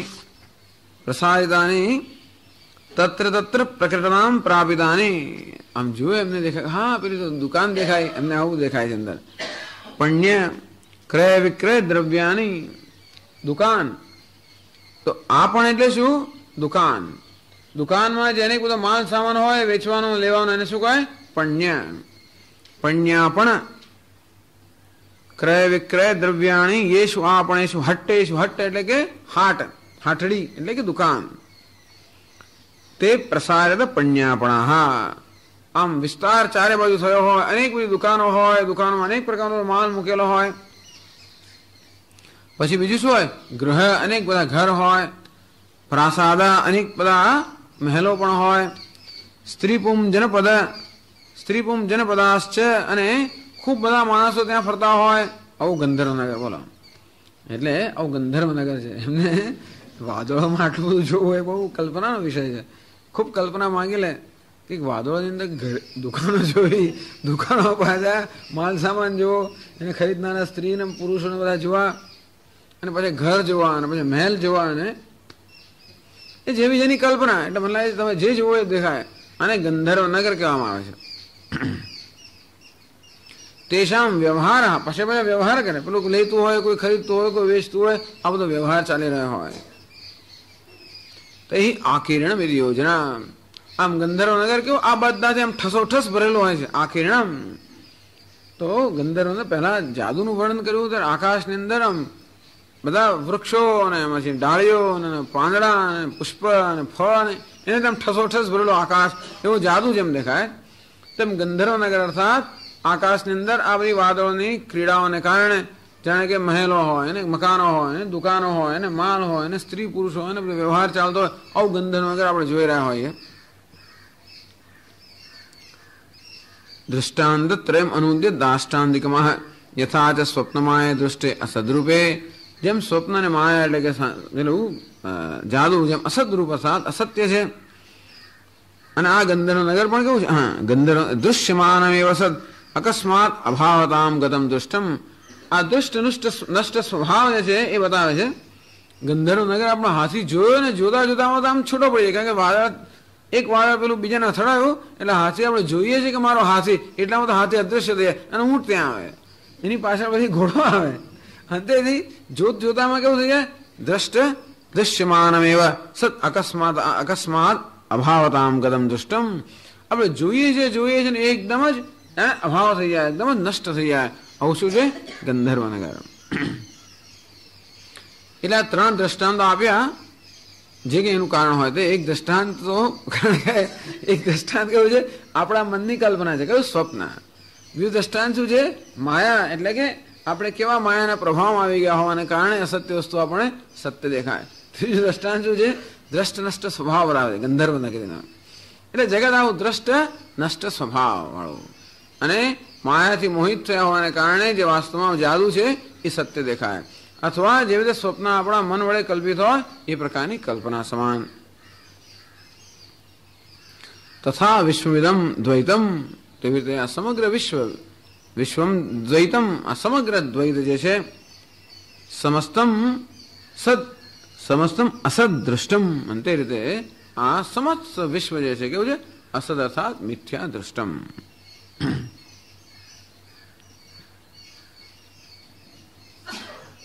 તો પ્રશ્ન પૂછે ક્યાં? ક્વ ઇત્યાહ વેદાંતેષુ નેહ નાનાસ્તિ કિંચન ઇન્દ્રો માયાવિઃ આત્મૈવેદમગ્ર આસીદ બ્રહ્મૈવેદમગ્ર આસીદ દ્વિતીયાદ્વૈ ભયં ભવતે ન તુ તદ્વિતીયમસ્તિ યત્ર ત્વસ્ય સર્વમાત્મૈવાભૂત ઇત્યાદિષુ વિચક્ષણૈઃ નિપુણતર વસ્તુદર્શિભિઃ પંડિતૈઃ ઇત્યર્થઃ. વેદાંતેષુ વિચક્ષણૈઃ દૃષ્ટમ. આ રીતે વેદાંતની અંદર વિચક્ષણ પુરુષો છે. વિચક્ષણ કોને કહેવાય? નિપુણતર વસ્તુદર્શિભિઃ પંડિતૈઃ. જે પંડિતો છે, જેમાં પંડા એટલે કે જ્ઞાન છે, અને નિપુણતર વસ્તુદર્શિભિઃ વસ્તુનું દર્શન કરનારમાં પણ નિપુણ છે, પણ નિપુણતર વસ્તુનું યથાર્થ દર્શન કરવામાં જે અત્યંત નિપુણ છે એવા જે પંડિતો છે કે વિદ્વાનો કે જ્ઞાની લોકો છે, એમને વેદાંતની અંદર આ પ્રકારે વિશ્વનું દર્શન થાય છે. વેદાંત પ્રમાણ વડે જો તમે વિશ્વના મિથ્યાત્વનું દર્શન કરવું હોય તો આંખ એના વડે પ્રમાણ નથી. આ જગત મિથ્યા છે, અસત્ય છે, એનું દર્શન કરવા માટે આપણે ઇન્દ્રિયો પ્રમાણ નથી. શું પ્રમાણ છે? વેદાંત પ્રમાણ છે, બુદ્ધિ પ્રમાણ છે. બુદ્ધિ પણ ક્યારે વેદાંતનું દર્શન જે બુદ્ધિમાં છે એ પ્રકારની બુદ્ધિ મિથ્યાત્વના દર્શન માટે પ્રમાણ છે. આપણે આંખોથી દેખાતો તો વેદાંતની જરૂર જ ના પડત, પણ આ વસ્તુ માટે પ્રમાણ કયું છે? જગત મિથ્યા છે એ માટેનું પ્રમાણ કયું? તો કે વેદાંત. આત્મા સત્ય છે એના માટેનું પ્રમાણ કયું? વેદાંત. એ બીજા કોઈ પ્રમાણથી નક્કી ના કરી શકાય. આત્મા સત્ય છે કે આત્મા છે એ કશું નક્કી ના કરી શકાય ખરેખર કોઈ પ્રમાણથી. આપણે કહી શકીએ એમ કે આત્મા હોવો જ જોઈએ, કારણ કે આ જગત છે અને મારે જગતનું અધિષ્ઠાન હોવું જ જોઈએ. અધિષ્ઠાન વગર કંઈ ન હોઈ શકે, મારે આત્માનું અધિષ્ઠાન હોવું જોઈએ, પણ એ સાબિતી નથી. તમે કહો હોવું જોઈએ, અમે કંઈ નથી. એટલે પેલા જે બૌદ્ધ લોકો કહે છે કે નહીં અધિષ્ઠાન હોવાની કોઈ આવશ્યકતા નથી, આત્મા પણ નથી, એ લોકો એમ કહી દે તો આપણે એને બતાવી ના શકીએ. અર્થાત આત્મા કે ઈશ્વર આ બધી વસ્તુ એ ક્યારે પણ પ્રત્યક્ષનો વિષય નથી, અનુમાનનો વિષય નથી, કોઈ પણ આપણી પાસે ઉપલબ્ધ પ્રમાણનો વિષય નથી, માત્ર શ્રુતિનો જ વિષય છે. અને પછી શ્રુતિમાં કહ્યું છે માટે આપણે એમને યોગ્ય દલીલોથી બતાવી શકીએ કે શ્રુતિમાં કહ્યું છે માટે આ હોવું જ, અને એ જ વસ્તુ રિઝનેબલ છે, અર્થાત એ જ વસ્તુ તર્કસંગત છે, પણ એની સાબિતી નથી. એ શું છે? માત્ર શ્રુતિને અનુગ્રહ કરનારું આ યુક્તિ છે, અનુગ્રહ કરનાર યુક્તિ છે, પરંતુ એ યુક્તિ સાબિત નથી. તમે જાણો દલીલો થતી હોય તો કોઈ દિવસ સાબિત કરી જ ના શકો ઈશ્વર છે, સાબિત નહીં કરી શકો. કોઈ આગ્રહ રાખે કે હું ઈશ્વર માનતો નથી તો આપણે સાબિત ના કરી શકો. કોઈ કે હું આત્મા માનતો નથી તો સાબિત ના કરી શકો. સાબિત કેમ ના કરી શકાય? કારણ કે એ પ્રત્યક્ષનો વિષય નથી. ઈશ્વર કે આત્મા આપણને આંખોથી દેખાય નહીં કે ઇન્દ્રિયોથી જેનો અનુભવ ન થાય, અથવા પ્રત્યક્ષનો જરાય વિષય ન હોવાને કારણે અનુમાન કે ઉપમાન કે બીજા કોઈ પણ પ્રમાણનો વિષય નથી. કંઈક પ્રત્યક્ષ હોય, કંઈક આપણે ધુમાડો દેખાતો હોય તો આપણે અગ્નિનું અનુમાન કરીએ, કંઈક ગાય દેખાતી હોય તો આપણે એમ કે પેલું કંઈક ગાય જેવું બીજું એક પ્રાણી છે એવું ઉપમાન કરી શકીએ. કંઈક દેખાતો હોય દેવદત્ત તો રોજ દિવસને વધે એટલું રાત્રે વધે છે, અપવાસ કરવા છતાં પણ શરીર જરાય એનું વજન ઉતરતું નથી, એટલે આપણે પછી અર્થાપત્તિ કહીએ કે નહીં કંઈક ક્યારેક ખાતો, આપણે ન જોઈએ ત્યારે ખાતો હશે. અને આ બધા પ્રમાણો છે, પણ એ દરેક પ્રમાણની અંદર કોઈ ને કોઈ પ્રત્યક્ષ હંમેશા અંશ હોવો જ જોઈએ, એ સિવાય આપણે ન કહી શકીએ. અંતેથી આત્મા પ્રત્યક્ષ વિષય નથી. પ્રત્યક્ષનો પણ જે દ્રષ્ટા છે અથવા પ્રત્યક્ષનો અવભાષક છે એ આત્મા હોવાને કારણે એ ક્યારે પ્રત્યક્ષ વિષય ના બની શકે. અંતેથી એને માટે આપણે કોઈ સાબિતી ના આપી શકીએ. એના માટે પ્રમાણ કયું છે? માત્ર શ્રુતિ કે આત્મે વેદમ સર્વમ, આ આત્મા જ સર્વ છે એવું કહ્યા પછી આપણે દલીલોપૂર્વક બતાવી શકીએ કે આત્મા સર્વ હોવું જ જોઈએ, એ જુદી વાત છે. પણ એ દલીલોની સાબિતી નથી, માત્ર શ્રુતિમાં જે કહ્યું છે એને સમર્થન કરનારી આ દલીલો છે, એ યુક્તિ છે. એટલે કે છે વેદાંતેષુ વિચક્ષણૈઃ. વિચક્ષણ પુરુષો એમની આંખ કઈ છે? વેદાંત રૂપી આંખ વડે લોકો જોવે છે. એને જ્ઞાન ચક્ષુ કહેવામાં આવે છે. બુદ્ધિની અંદર આ દ્રષ્ટિ હોવાને કારણે, એટલે એવું નથી કે એટલે શિવજીની આ ત્રીજી આંખ છે પણ પ્રતિકાત્મક છે. અને એમાંથી અગ્નિ નીકળે છે, જ્ઞાનનો અગ્નિ. કોને બાળી નાખે? કામને બાળી નાખે. કામ એ શનિ ઉપજે છે, અજ્ઞાન નહીં. અને માટે શિવજીની આંખોમાંથી એકવાર અગ્નિ નીકળ્યો પછી કામદેવ બળીને ભસ્મ થઈ જાય. એ ભસ્મ પછી એમના શરીર પર છોડીને ફર્યા કરે કે બેસી રહે, જે કરતા હોય કરે, એમને કશું કરવાનું નથી ને, એટલે બેસી રહે. અથવા ફર્યા કરતા હોય ગમે તે કરે. શેની ભસ્મ છોડી કોની? કામદેવની. એમને જ બાયને ભસ્મ કરી નાખ્યો. કામ એ કોની ઉપજ છે? અજ્ઞાનની. અજ્ઞાન છે એવું કેમ ખબર પડે? કામથી જ ખબર પડે. અજ્ઞાન એ પણ કોઈ પ્રત્યક્ષ વિષય નથી, પણ અજ્ઞાનની પહેલી ઉપજ કઈ? તો કે અવિદ્યા કામ. અને માટે કામદેવને બાળીને ભસ્મ કર્યો, એટલે કે જ્ઞાન રૂપી અગ્નિથી અજ્ઞાનને બાળીને ભસ્મ કર્યો. અંતે રીતે આ જ્ઞાની પુરુષની પણ જે આ જ્ઞાન દ્રષ્ટિ છે એનાથી આ સમગ્ર દ્વૈત એટલે કે દ્વૈતને જે સત્યતા આપવામાં આવે છે એ અજ્ઞાન એને બાળીને ભસ્મ કરી નાખે છે. એટલે કે છે વેદાંતેશુ વિચક્ષણૈ. આ વેદાંતની દ્રષ્ટિથી વિચક્ષણ પુરુષ જયારે જુએ ત્યારે એમને આ જગત કેવું દેખાય છે? બૃહદારણ્યક ઉપનિષદ કહે છે, કઠોપનિષદ પણ કહે છે ઇહ કિંચન નાના ન અસ્તિ. ઇહ એટલે અહીં આ સંસાર મંડળની અંદર કિંચન જરા પણ માત્ર નાના એટલે દ્વૈત નથી. નાના તો એટલે વિવિધતા. આ જગતમાં ક્યાંય સંસાર મંડળમાં ક્યાંય વિવિધતા જાય નથી. તો વિચાર કરો, આપણને તો વિવિધતા જ દેખાય છે. આપણને શેનો અનુભવ થાય છે? વૈવિધ્યનો, દ્વૈતનો અનુભવ થાય છે. અને છતાં ઉપનિષદ કહે છે કે આ જે સંસારમાં દ્વૈતનું કોઈ અસ્તિત્વ જ નથી, અર્થાત જરા પણ દ્વૈત નથી. આપણે કોને સાચું માનવાનું? સાચું કોને માનવાનું? રોજ હું જેનો અનુભવ કરું છું એ સાચું કે આ ઉપનિષદ કે છે એ સાચું? પણ એકવાર છાંદોગ્ય ઉપનિષદમાં કથા આવે છે કે શ્વેતકેતુ ઉદ્દાલક ઋષિ પાસે એમને ઉપદેશ પ્રાપ્ત કરતો હતો અને એક સમયે પછી ઉદ્દાલક ઋષિને કે એક પાત્રમાં તું જળ લઈ આવો. તો કે લાવ્યો, લો મહારાજ જળ. યસ સર એમ કે. પછી કે હવે મીઠાનો એક ગાંગડો લઈ આવો. તો કે હા લઈ આવ્યો. મીઠું તને દેખાય છે? તો કે હા દેખાય છે. બસ હવે તું જળમાં મીઠું નાખી દે અને આખી રાત એને તું એમને એમ રાખી મૂક. તો કે રાખી મૂક્યું. બીજે સવારે આવો. તો કે આવ્યો. જળ લઈ આવો. તો કે લઈ આવ્યો. એવું નહીં કે શા માટે લઈ આવું, કેમ લઈ આવું, ક્યારે એવું કરશું નહીં. તરત થાય કહ્યું એટલે થયું. ઉદ્દાલક આવા બધા પ્રશ્નો નહીં નડતા હોય મને લાગે છે. પણ પછી એને કહેવામાં આવ્યું કે હવે આ જે જળ છે એમાં તને મીઠું કાલે રાત્રે નાખ્યું હતું? કે હા. એ મીઠું તને દેખાય છે? મીઠાનો ગાંગડો દેખાય? તો કે નથી દેખાતો. મીઠાનો ગાંગડો નથી દેખાતો. તો પછી કે છે કે આ જળનો સૌથી ઉપરનો ભાગ છે એને જરા ચાખી જોજો. ચાખ્યું. કેવો સ્વાદ આવે છે? તો કે ખારો સ્વાદ આવે છે. આ જળની નીચેનો ભાગ છે એને જરા ચાખી જોતો? તો કે ચાખ્યો. કેવો સ્વાદ આવે છે? તો ખારો સ્વાદ આવે છે. એના મધ્ય ભાગ છે ને જરા ચાખજો. એ પણ ચાખ્યું. તો કેવો સ્વાદ છે? તો ખારો સ્વાદ છે. અંદર મીઠું છે કે નહીં? તો કે છે. તો આ મીઠું છે કે નહીં એ માટેનું પ્રમાણ આંખ નથી. એનું પ્રમાણ કયું છે? આપણી રસનેન્દ્રિય પ્રમાણ છે. એટલે મીઠું જળમાં છે કે નહીં એ નક્કી છે ને થાય? આંખથી ના થાય, કાનથી પણ ના થાય, સ્પર્શથી પણ ના થાય, ગંધથી પણ ના થાય. મીઠાને ગંધ નથી એટલા માટે. અંતે શેને નક્કી થાય? માત્ર આપણી રસનેન્દ્રિયથી નક્કી થાય. અર્થાત તત્વને નિર્ણય કરવા માટે જે યોગ્ય પ્રમાણ હોય એ યોગ્ય પ્રમાણનો ઉપયોગ ન કરે તો તત્વનો નિર્ણય ના કરી શકે. આમ જોઈએ તો આપણને લાગે આમાં તો ખાલી પાણી જ છે, મીઠું નથી. પરંતુ આ મીઠું છે નિર્ણય કરવા માટે કઈ ઇન્દ્રિય જોઈએ? રસનેન્દ્રિય જોઈએ. અંતે રીતે આ જગતમાં આ જગત મિથ્યા છે એનો નિર્ણય કરવા માટે આપણી આંખો કે આ ઇન્દ્રિયો કામ ના લાગે. એટલે કે નેહના નાસ્તિ કિંચન. ઉપનિષદ કે છે કોઈ પ્રકારનું દ્વૈત નથી. અને દ્વૈત સત્ય છે કે નહીં એ નિર્ણય આપણી ઇન્દ્રિયોથી ના કરી શકીએ. એનો નિર્ણય શાને થાય? આપણી બુદ્ધિથી પણ ના થાય. પણ એ નિર્ણય શાને થયો?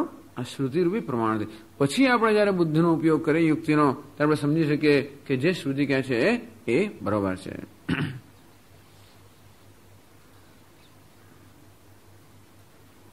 તો કેવી રીતે ઇન્દ્રો માયાભિ પુરુરૂપ ઈયતે? બીજી શ્રુતિ કહે છે આ ઇન્દ્ર એટલે કે પરમાત્મા પોતાની માયા વડે પુરુરૂપ ઈયતે. એક પરમાત્મા પોતાની માયા વડે અનેક પુરુરૂપ એટલે અનેક રૂપે ઈયતે અનેક રૂપતા પ્રાપ્ત કરે છે. અર્થાત એક જ ઇન્દ્ર કે એક જ પરમાત્મા પોતાની માયા વડે અનેક રૂપતા પ્રાપ્ત કરે છે કે અનેક રૂપ બની જાય છે, અનેક રૂપે ભાસે છે. સમગ્ર જગતનું અનેક રૂપ શું છે? ઇન્દ્ર. ઇન્દ્રનો અર્થ શું થાય છે? પરમાત્મા. ઇદંદ્ર. ઇદમ ઇદમ દ્રષ્ટા, આ ઇદમનો જે દ્રષ્ટા છે એને કહેવાય છે ઇન્દ્ર. એટલે આ ઇન્દ્ર જે છે એ પોતાની માયા વડે અનેક રૂપે ભાસી રહ્યો છે. અનેક રૂપે એને એટલે શું કહ્યું હમણે? સ્વપ્ન માયે યથા દૃષ્ટે ઇન્દ્ર માયાભી પૂર્વરૂપ હીયતે. અંતેથી આ જગત શું છે? ઇન્દ્રની એટલે કે પરમાત્માની માયા છે. અને એક જ જાદુગર જેમ અનેક રૂપે ભાસી રહ્યો હોય, ક્યાંય ન હોય ત્યાં આગળ જાણે અનેક વસ્તુઓ હોય એ પ્રકારનો દેખાવ કરી રહ્યો હોય, તેમ એક જ પરમાત્મા પોતાની માયા વડે અનેક રૂપે ભાસી. એટલે અનેકતા શું છે? એ આભાસ છે, વાસ્તવિકતા નથી. આત્મૈવેદમગ્ર આસીદ, ઇદમ અગ્રે આત્મ એવ આસીદ. આ સમગ્ર જે દ્વૈત વૈવિધ્યપૂર્ણ જગત છે, અગ્રે એટલે કે એના સર્જન પહેલા શું હતું? આત્મા એવ આસીદ, એ માત્ર આત્મા જ હતું. તો અત્યારે શું છે? અત્યારે પણ આત્મા જ છે. ભલે હતું કહ્યું, પણ હતું કેમ કહ્યું? કારણ કે જે શિષ્ય છે એ શિષ્યના મનની અંદર આવા કાળના ભૂત વર્તમાન વગેરેના સંસ્કાર હોવાને કારણે, અને શિષ્યને અત્યારે તો ક્યાંય આત્મા એક દેખાતો નથી, એને તો બધું દ્વૈત દેખાય છે. માટે એને કહેવામાં આવે છે કે આ સંપૂર્ણ દ્વૈત જગત જે છે એના સર્જન પહેલા એકમાત્ર આત્મા હતું. પછી સમજી શકે કે અત્યારે પણ શું છે? એકમાત્ર આત્મા જ છે. ભલે તું આ વૃક્ષ કહેતો હોય કે જે કંઈ આ નામ દેતો હોય, એ બધું વાસ્તવમાં શું છે? એક આત્મા માત્ર છે. બ્રહ્મે વેદમગ્રાસીદ, એવું જ બીજું વાક્ય. આ સમગ્ર જગત એ બીજા ઉપનિષદમાંથી આવે છે કે નૃસિંહ ઉત્તરતા આપને કહ્યું કે આ સમગ્ર જગત એના સર્જન પહેલા શું હતું? માત્ર બ્રહ્મ હતું.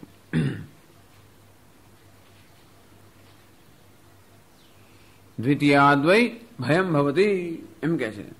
ભય ક્યાંથી જન્મે છે? દ્વૈતમાંથી ભય જન્મે છે.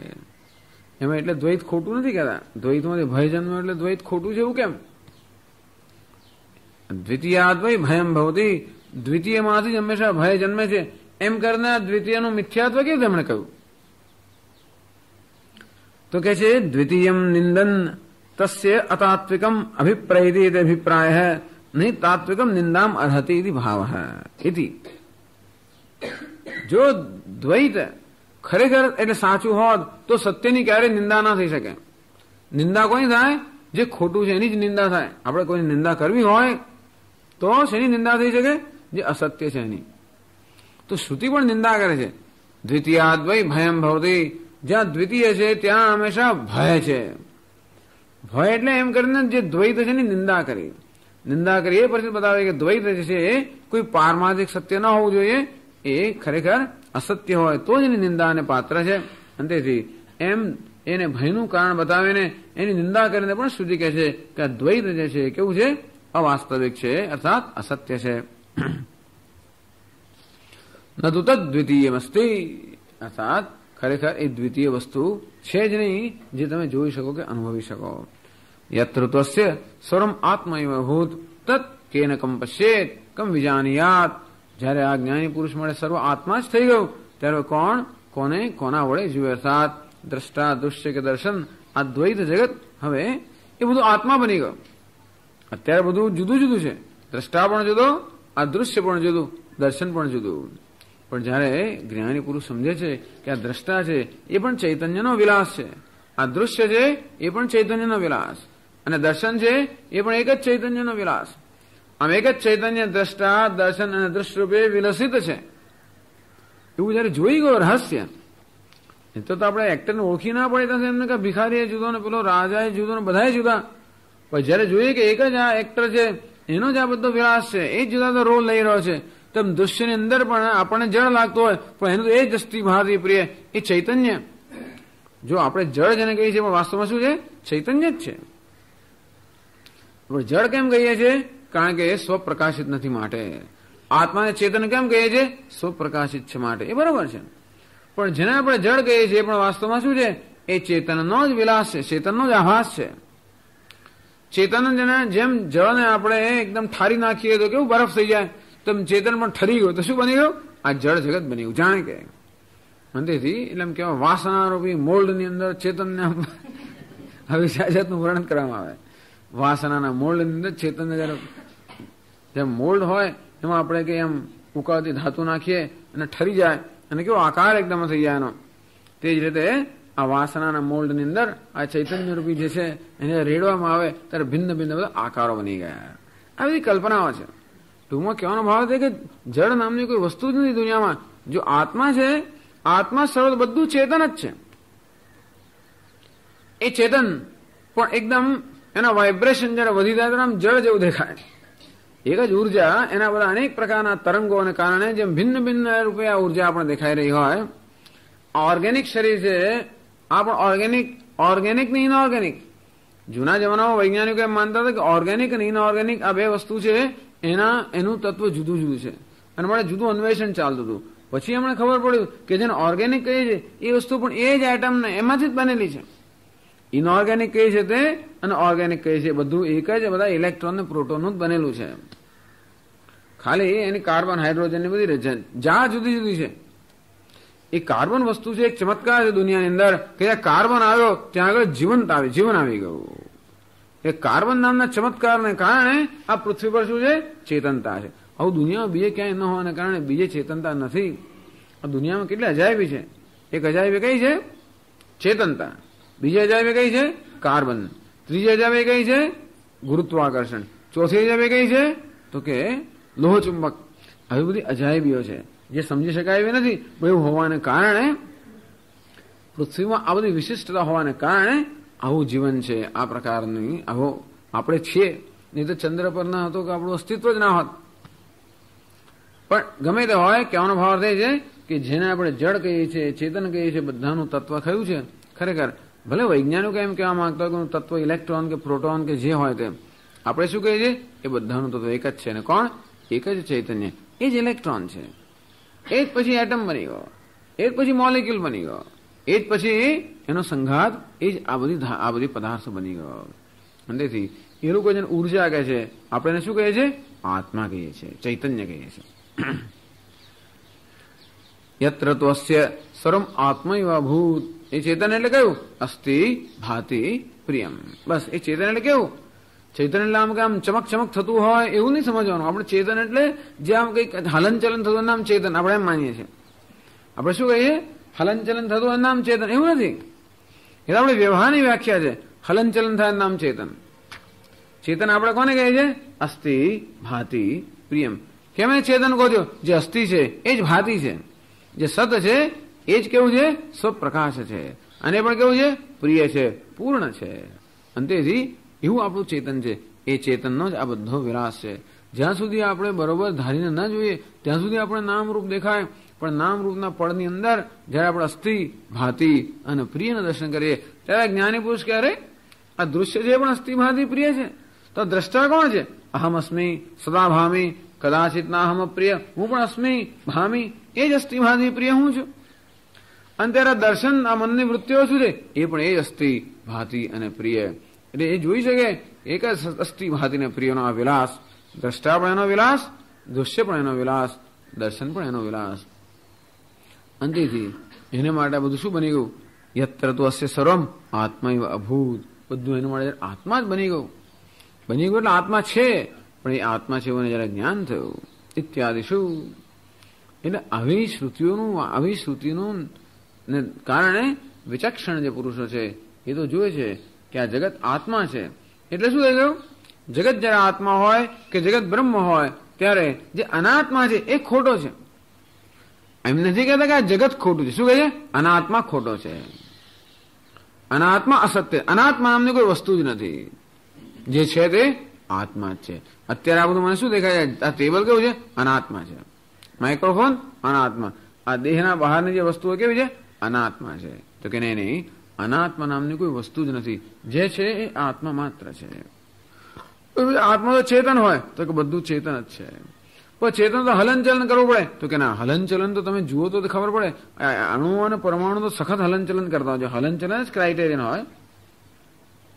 તો આ બધા ઇલેક્ટ્રોન પ્રોટોન તો એવું ઝડપથી હલનચલન કરે કે આપણે દેખાતું નથી. આપણે કે આ જળ વસ્તુ છે એમાં કોઈ હલનચલન નથી. એમાં તો બહુ શક્તિ છે. તમે વિચાર કરો, અણુને જરા લોકો તોડે, અણુના જરા વિભાજન કરતા આટલી શક્તિ કેમ પેદા થતી છે? એ બધી શક્તિ આની અંદર બરોબર કોન્ક્રીટ રૂપે રહેલી છે, નક્કરતાથી રહેલી છે. અને તેથી જે આપણને ખરેખર આ હલનચલન વગરનું દેખાય એમાં તો સખત હલનચલન ચાલે છે.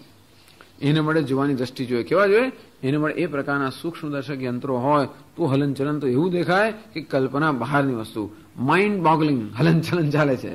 જ્યાં જોતા ચલન ને ચલન છે. દુનિયામાં કોઈ વસ્તુ ક્યાંય સ્થિરતા જ નથી ખરેખર. જ્યાં જો ચક્કર ચક્કર ચક્કર ચક્કર. ચંદ્ર પૃથ્વીની આસપાસ ફરે, પૃથ્વી સૂર્યની આસપાસ ફરે, સૂર્ય વડે બીજા સૂર્યની આસપાસ ફરે. એ બધી ગેલેક્સીઓ, એ ગેલેક્સીઓ વડે કોની આસપાસ ભગવાન જાણે. પણ કંઈ જાણે બીજું કંઈ કરવાનું જ નથી. આમાં બધું ફર્યા જ કરે છે કોઈ જગ્યાએ. એટલે ફરવું કે ચલન એ જો ચેતનનો ગુણ હોય તો તે બધે છે જ.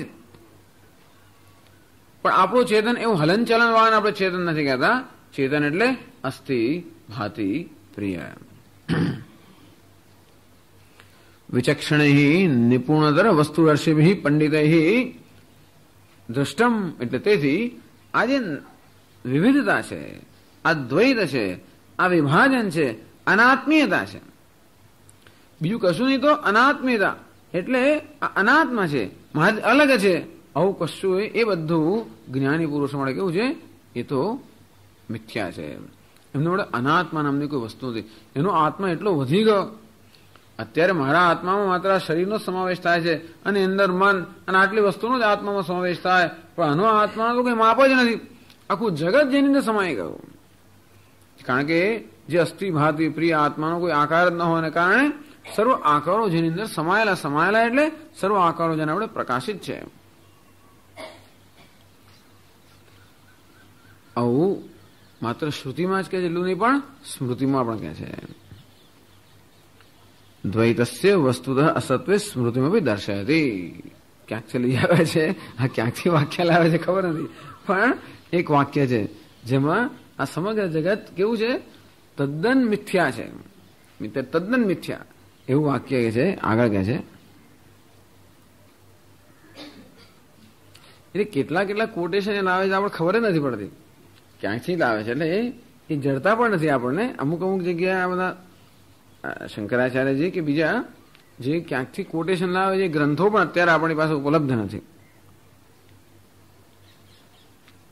કહે છે આગળ શ્લોકમાં, તમશ્વભ્રનિભમ દૃષ્ટમ વર્ષબુદ્બુદસન્નિભમ નાશપ્રાયમ સુખાધીનમ નાશોત્તરમભાવગમ ઇતિ વ્યાસસ્મૃતેઃ. તો વ્યાસની આ સ્મૃતિ છે એમાં આ પ્રકારનો સ્મૃતિ ગ્રંથોમાં આપણને એમ કે માત્ર ધર્મને વિધિ નિષેધને શું કરવું ને શું ના કરવું, પણ સ્મૃતિ ગ્રંથોમાં પણ તત્વ ભરેલું હોય છે. સ્મૃતિ ગ્રંથો સામાન્ય રીતે શેના માટે હોય? આ વેદના જે બધા વચનો કે વેદના જે આદેશો છે એનું વ્યવહારમાં કેમ પાલન કરવું એ માટેની જે સૂચના કોણ આપે? સ્મૃતિ આપણને આપે. પણ એમાં પણ આ બધી વસ્તુઓ તો હોય જ. એટલે કે છે આ તમસ્વભ્રનિભમ દૃષ્ટમ વર્ષબુદ્બુદ સન્નિભમ નાશપ્રાયમ સુખાદહીનમ નાશોત્તરમ અભાવગમ. આ જગત કેવું છે એનું વર્ણન કરે છે. તમસ્વભ્રનિભમ. સ્વભ્ર એટલે રંધ્ર, છેદ, જેને ખાઈ કહેવામાં આવે છે. તમ એટલે અંધકાર, નિભમ એટલે કે એને સમાન. આ જગત કેવું છે? તમસ્વભ્રનિભમ. અંધકારમાં કોઈ ખાઈ હોય એના સમાન છે. એટલે કશું જ જમા નથી. વર્ષ બુદ્બુદ સન્નિભમ. વર્ષા ઋતુની અંદર જેમ બુદ્બુદ એટલે કે પરપોડા જેના એના જેવું છે. નાશપ્રાયમ જે છે તે પણ કેવું છે? નાશપ્રાયમ અર્થાત નષ્ટ જ જે છે, નષ્ટ સમાન છે. સુખાધીનમ જેમાં સુખનો એક લેશ માત્ર પણ નથી. નાશોત્તરમ અભાવગમ. જેનો નાશ થઈ જાય ત્યારે જેનો એક અંશ પણ રહેતો નથી એવું આ જગત છે. આ કેવું વર્ણન છે? આ ઘનઘોર વેદાંતનું વર્ણન છે. જગતનું આ વર્ણન કેવું છે? ઘનઘોર વેદાંત. એટલે આવું આપણે સાંભળીને આમ થથરી જઈએ આપણે કે આ જગત આવું છે. પણ આવું શેના માટે કહેવામાં આવે છે? વૈરાગ્ય આપણે ઉત્પન્ન થાય એટલા માટે કહેવામાં આવે છે. કારણ કે વસ્તુ જે અસત્ય હોય એને સત્ય માની લઈએ તો ખૂબ જીવનમાં જે કંઈ સંઘર્ષ છે તે સંઘર્ષનું આ જ કારણ છે. વસ્તુ અસત્ય હોય એને સત્ય માનો શું થાય? જેમ પેલા મુલ્લા નસરુદ્દીનને લાગ્યું કે આ ચંદ્ર અંદર પડી ગયો છે, આપણે કુવામાં પડી ગયો છે. એ માણસ એકવાર જંગલમાં જતો હશે અને તરસ લાગી એટલે આવી રાત્રિ હશે ચંદ્રવાળી, પણ આમ આવી અષ્ટમીનો કેવો ચંદ્ર આમ અર્ધ ગોળાકાર.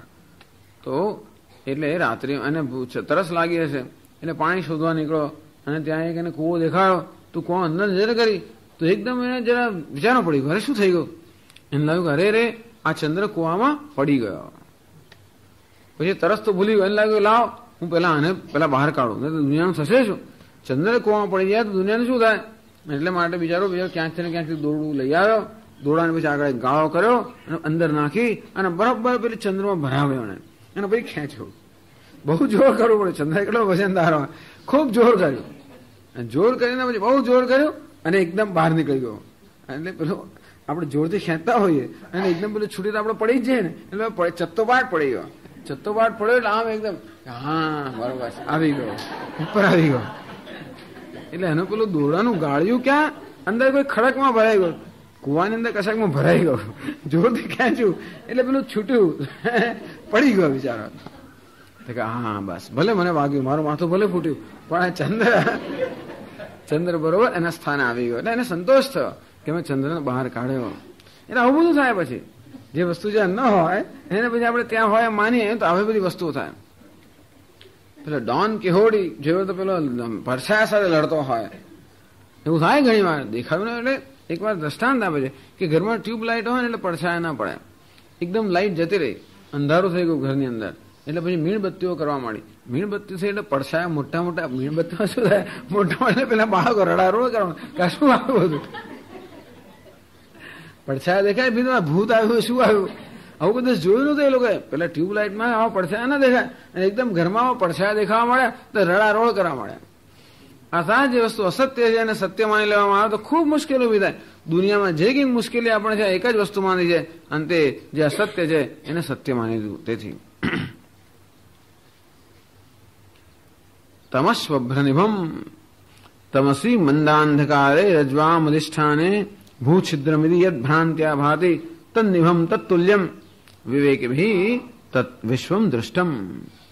એટલે જેવી રીતે મંદ અંધકારની અંદર એક રજ્જુ હોય, રજ્જુનું આપણે શું દેખાય? ભૂછિદ્ર દેખાય. ભૂછિદ્ર એટલે કે જમીનમાં એક તરાડ ના પડી હોય એવું દેખાય જ્યાં રજ્જુ હોય ત્યાં અંધકારની અંદર, મંદ અંધકારની અંદર.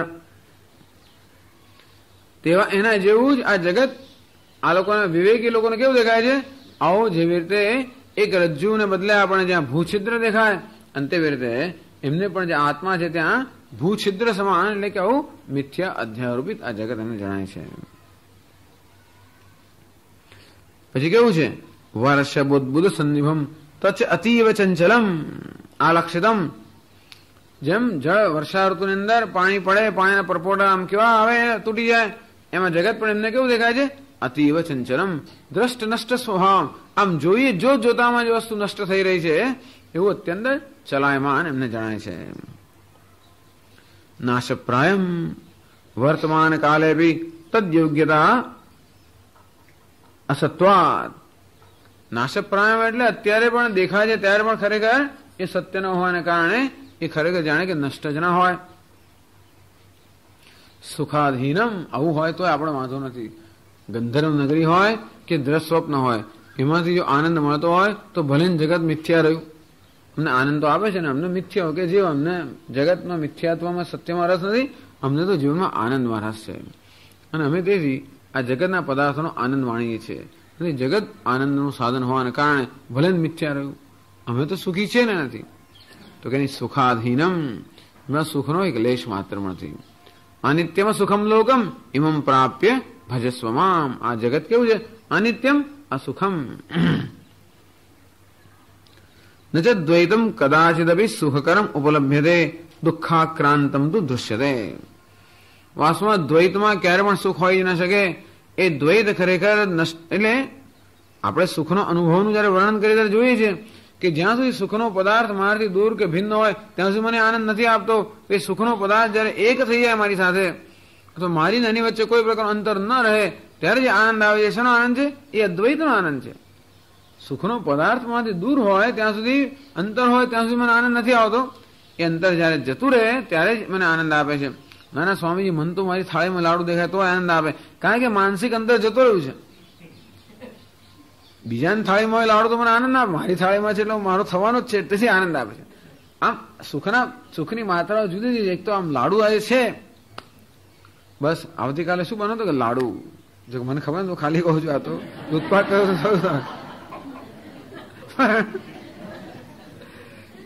આમ સાંભળ્યું ને આનંદ આવે કે હા લાડુ એટલે આપણો ઇષ્ટ વિષય, પ્રિય વિષય હોય એને પેલા શ્રવણથી એક આનંદ આવે, એને પ્રિય વૃત્તિ કહે છે. પછી આમ રસોડા બનતા જોયા અને પછી આમ પીરસવાની તૈયારી થઈ, આપણે નજીક પાસે આવ્યો અને પછી મોદ વૃત્તિ, આનંદમાં વૃદ્ધિ થઈ એકદમ કે હા હા. અને પછી બ્રહ્માર્પણ થતો, આપણા 15મા અધ્યાય પૂરું થતું હતા, આપણો આનંદ એટલા પ્રમાણમાં હોય. બ્રહ્માંડપણ થયું ના થયું ના એકદમ પટપટ કટાકટ અવાજ આવવા મળે છે. બ્રહ્માંડપણ ને ખટાખટ ફટાફટ અવાજ તરત આવવા મળે છે. એવું ત્યાં પછી જરાય રાહ ના જોવાય. પછી આગળ પ્રાણાય સ્વા પાનાય સ્વા એવું બધું નહીં, પછી બ્રહ્માંડપણ થયું અને પછી એટલે પછી સીધો લાડો આમ જે આપણે જીભ પર આવ્યો અને જે એ બ્રહ્માનંદ આવે છે એટલે પ્રિય વૃત્તિ, મોદ વૃત્તિ, પ્રમોદ વૃત્તિ. એક ક્ષણભર માટે તો આપણે બધું ભૂલી જઈએ, ક્ષણભર માટે. અને જયારે બધું ભૂલી જાય ત્યારે પેલા ભોગતા ને ભોજ્ય ને બધાનું જે દ્વૈત છે ક્ષણભર માટે ભૂલાઈ જાય. ક્ષણભર માટે આપણે સમાધિ અવસ્થામાં આવીએ છીએ ત્યારે આપણને જે અનુભવ થાય છે આનંદનો અનુભવ. એ અનુભવ ક્યારે થયો? આ દ્વૈત ક્ષણભર માટે બધું જયારે ઓગળી ગયું ક્ષણભર માટે, અને ત્યારે જે આનંદ થાય છે એ આનંદ છે ને, જે અદ્વૈતનો આનંદ છે એ દ્વૈતનો આનંદ નથી. પણ લાડુ અદ્વૈતનો આનંદ મને પ્રાપ્ત કરવા માટે આ લાડુ શું બને છે? નિમિત્ત બને છે બસ. અને તેથી એ તો કહે છે ન ચ દ્વૈતમ કદાચિત અપી સુખકરમ ઉપલભ્યતે. જ્યાં સુધી વસ્તુ સાથે અંતર હોય ત્યાં સુધી ક્યારે પણ આનંદ ન થાય. મિત્ર હોય કોઈ પણ એમાં અંતર હોય તો આપણે એ આનંદનું સાધન ન બને. અંતર ન હોય તો જ આપણા આનંદનું સાધન બની શકે. અંતર જે છે એ ક્યારે પણ સુખનું સાધન ન બને. અંતરનો જયારે નાશ થાય, અંતર જયારે જતું રહે ત્યારે જ એ સુખનું સાધન બની શકે. દુઃખાક્રાંતમ તો દૃશ્યતે.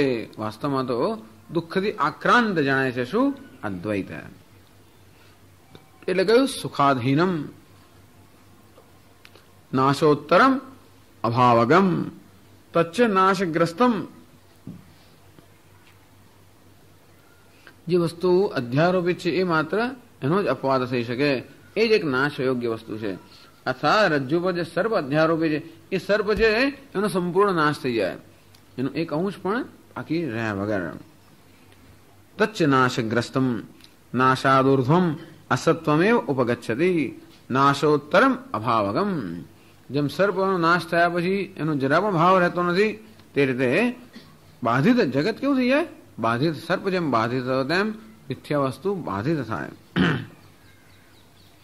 ન તર્હિ તસ્ય પરમાર્થત્વમ પ્રમાણ અભાવાદ ઇત્યર્થ. તેથી આ જગત ખરેખર પારમાર્થિક કે તાત્વિક નથી, પ્રમાણ અભાવાદ. એના માટેનું કોઈ પ્રમાણ નથી કે આ જગત તાત્વિક હોય કે જગત વાસ્તવિક હોય, એવું કોઈ પ્રમાણ નથી.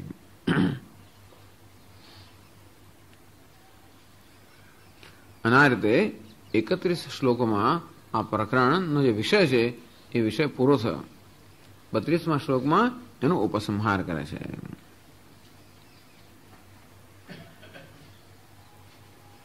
કહે છે શંકરાચાર્યજી, પ્રકરણાર્થ ઉપસંગ્રહાર્થોયમ શ્લોક.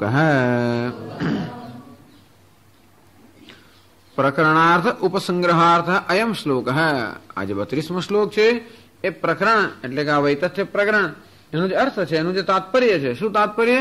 તો એ જગત મિથ્યા છે. અને તેથી જગત મિથ્યા છે કે દ્વૈત મિથ્યા છે એવું જે તાત્પર્ય જેનું નિરૂપણ આમાં કરવામાં આવ્યું એ હવે એ અર્થનું હવે આ 32મા શ્લોકમાં ઉપસંહાર કરે છે. એ જ કહે છે આનંદગીરી, પ્રમાણયુક્તિભ્યામ દ્વૈત મિથ્યાત્વ પ્રસાધનેન અદ્વૈતમેવ પારમાર્થિકમિતિ સ્થિતે નિર્ધારિતમર્થમ સંગૃહ્ણાતિ. પ્રમાણયુક્તિભ્યામ છેલ્લા શ્લોકમાં પ્રમાણ, આગળના શ્લોકોમાં 30 શ્લોકોમાં યુક્તિ વડે જણાવવામાં આવ્યું, 31મા શ્લોકમાં પ્રમાણ વડે જણાવવામાં આવ્યું. દ્વૈત મિથ્યાત્વ પ્રસાધનેન. ખરેખર આ દ્વૈતના મિથ્યાત્વનું પ્રસાધન કરવાનું કે દ્વૈત મિથ્યા છે એ વસ્તુ સિદ્ધ કરવાનો હેતુ શું હતો? અદ્વૈતમેવ પારમાર્થિકમિતિ સ્થિતે.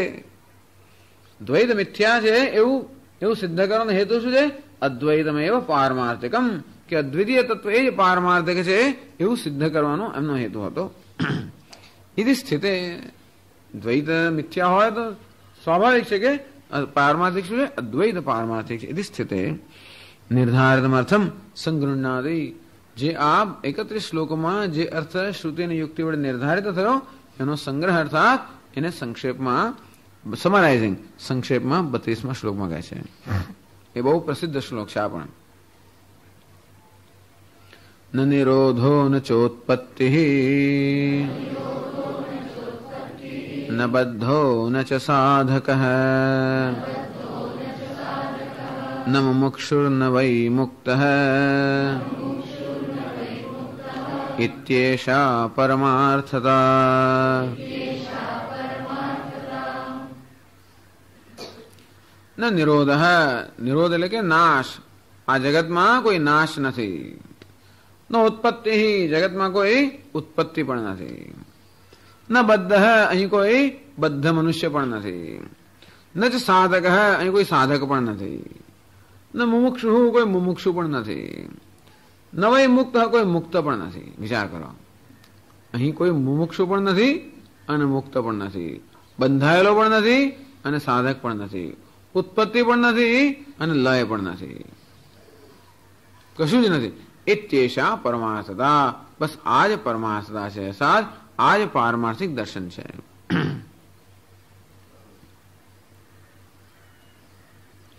કોસો પ્રકરણાર્થ તસ્ય વા સંગ્રહે કેમ સિદ્ધ્યતિ. તો આ પ્રકરણનો શું અર્થ છે અને એ એક શ્લોકમાં સંગ્રહિત અર્થ આપવામાં એનાથી શું સિદ્ધ થાય છે? શંકરાચાર્ય સમજાવે છે. યદા વિતથમ દ્વૈતમ આત્મા એવ એકઃ પરમાર્થતઃ સન્ન તદા ઇદં નિષ્પન્નં ભવતિ સર્વોયમ લૌકિકઃ વૈદિકશ્ચ વ્યવહારઃ અવિદ્યા વિષય એવ ઇતિ તદા ન નિરોધઃ. યદા વિતથમ દ્વૈતમ, જો દ્વૈત જે છે એ વિતથ અર્થાત મિથ્યા છે, અસત્ય છે. આત્મા એવ એકઃ પરમાર્થતઃ સન્ન, એ તો એ વસ્તુ ખરેખર જગતના મિથ્યાત્વની કહેવાની પાછળનો હેતુ શું છે? આત્મા એકમાત્ર સત્ય છે. આમ જગત જો મિથ્યા હોય અને આત્મા એકમાત્ર પારમાર્થિક સત્ય જે છે તો પછી તદા ઇદમ નિષ્પન્નમ ભવતી. યદા, જો આવું હોય જ્યારે, તદા ત્યારે ઇદમ નિષ્પન્નમ ભવતી, આ વસ્તુ નિષ્પન્ન થાય છે. આ વસ્તુ એનું તારણ શું કે નિષ્કર્ષ શું? જ્યારે સમગ્ર જગત દ્વૈત જે છે મિથ્યા છે, આત્મા એકમાત્ર સત્ય છે, તો બધો નિષ્કર્ષ શું? સર્વોયમ લૌકિક વૈદિકશ્ચ વ્યવહાર અવિદ્યા વિષય એવ. એટલે શંકરાચાર્યજી કહે છે કે આ બધાનો નિષ્કર્ષ એક જ છે કે જે કે લૌકિક અને વૈદિક વ્યવહાર થઈ રહ્યો છે, આ પ્રમાણ પ્રમેય વ્યવહાર જે કે થઈ રહ્યો છે, બધો વ્યવહાર કયો છે? અવિદ્યા વિષય એવ, માત્ર અવિદ્યાના ક્ષેત્રમાં જે છે. આ બધો વ્યવહાર ક્યાં સુધી હોય? જ્યાં સુધી અવિદ્યા છે ત્યાં સુધી. અર્થાત જે વ્યવહાર છે એ વ્યવહાર કોને કારણે છે? અવિદ્યાને કારણે જ છે.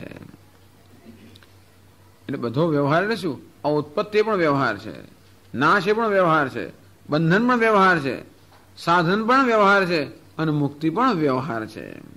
બધો વ્યવહાર. અને તેથી ઉત્પત્તિ, સ્થિતિ, લય, બદ્ધ, મુક્ત, જીવન મુક્ત, સાધક, મુમુક્ષુ, આ બધું શું છે? આ બધા વ્યવહારના જ નામ છે. આ બધો વ્યવહાર કેવો છે? અવિદ્યા વિષય એવ. આ બધો વ્યવહાર અવિદ્યાના ક્ષેત્રમાં જ છે. ઇતિ તદા, ઇતિ આવું હોવાને કારણે તદા ન નિરોધ. જગતમાં એટલે અહીંયા નિરોધ નામની કોઈ વસ્તુ નથી.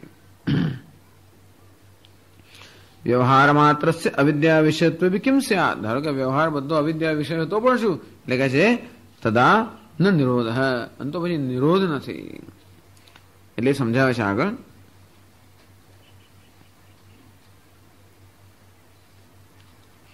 નિરોધનમ નિરોધ પ્રલય ઉત્પત્તિ જનનમ બદ્ધ સંસારી जीवः साधकः साधनवान् मोक्षस्य मुमुक्षुः मोचनार्थी मुक्तः विमुक्तबन्धः।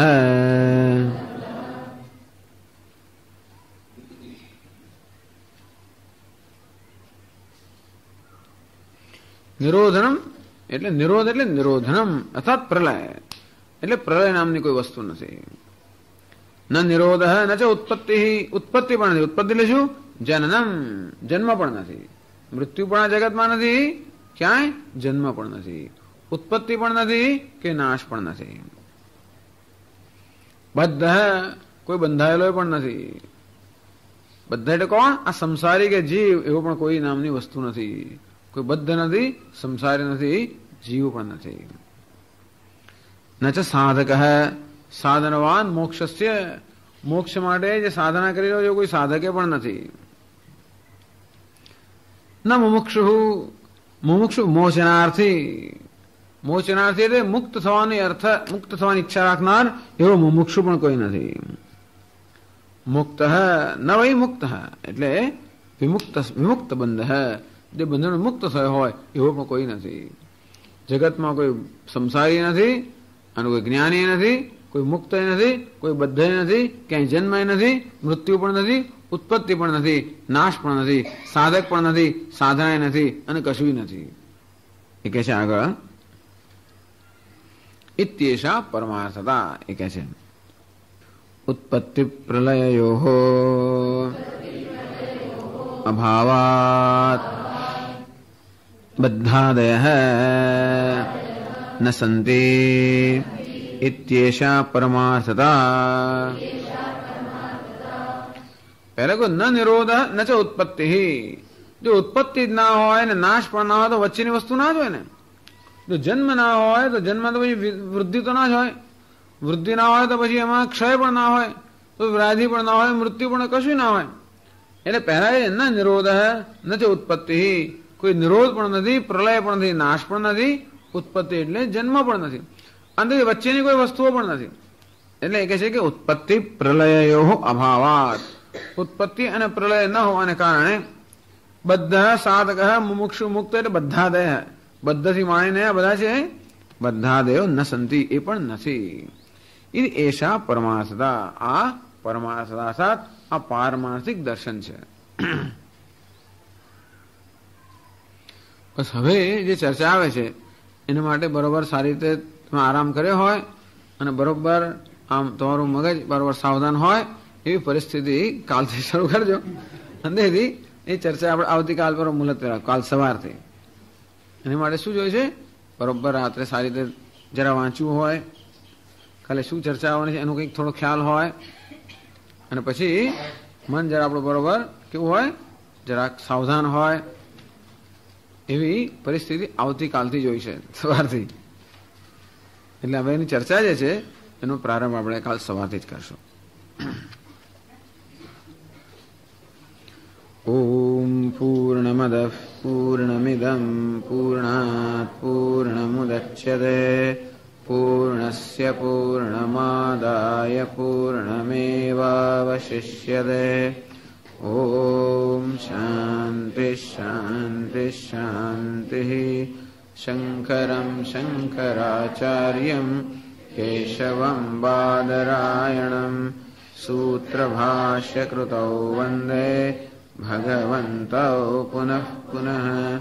ઈશ્વરો ગુરુરાત્મેતિ મૂર્તિભેદવિભાગિને વ્યોમવદ્વ્યાપ્તદેહાય દક્ષિણામૂર્તયે નમઃ. ઓમ શાંતિ શાંતિ શાંતિ. હરિ ઓમ શ્રી ગુરુભ્યો નમઃ. હરિ ઓમ.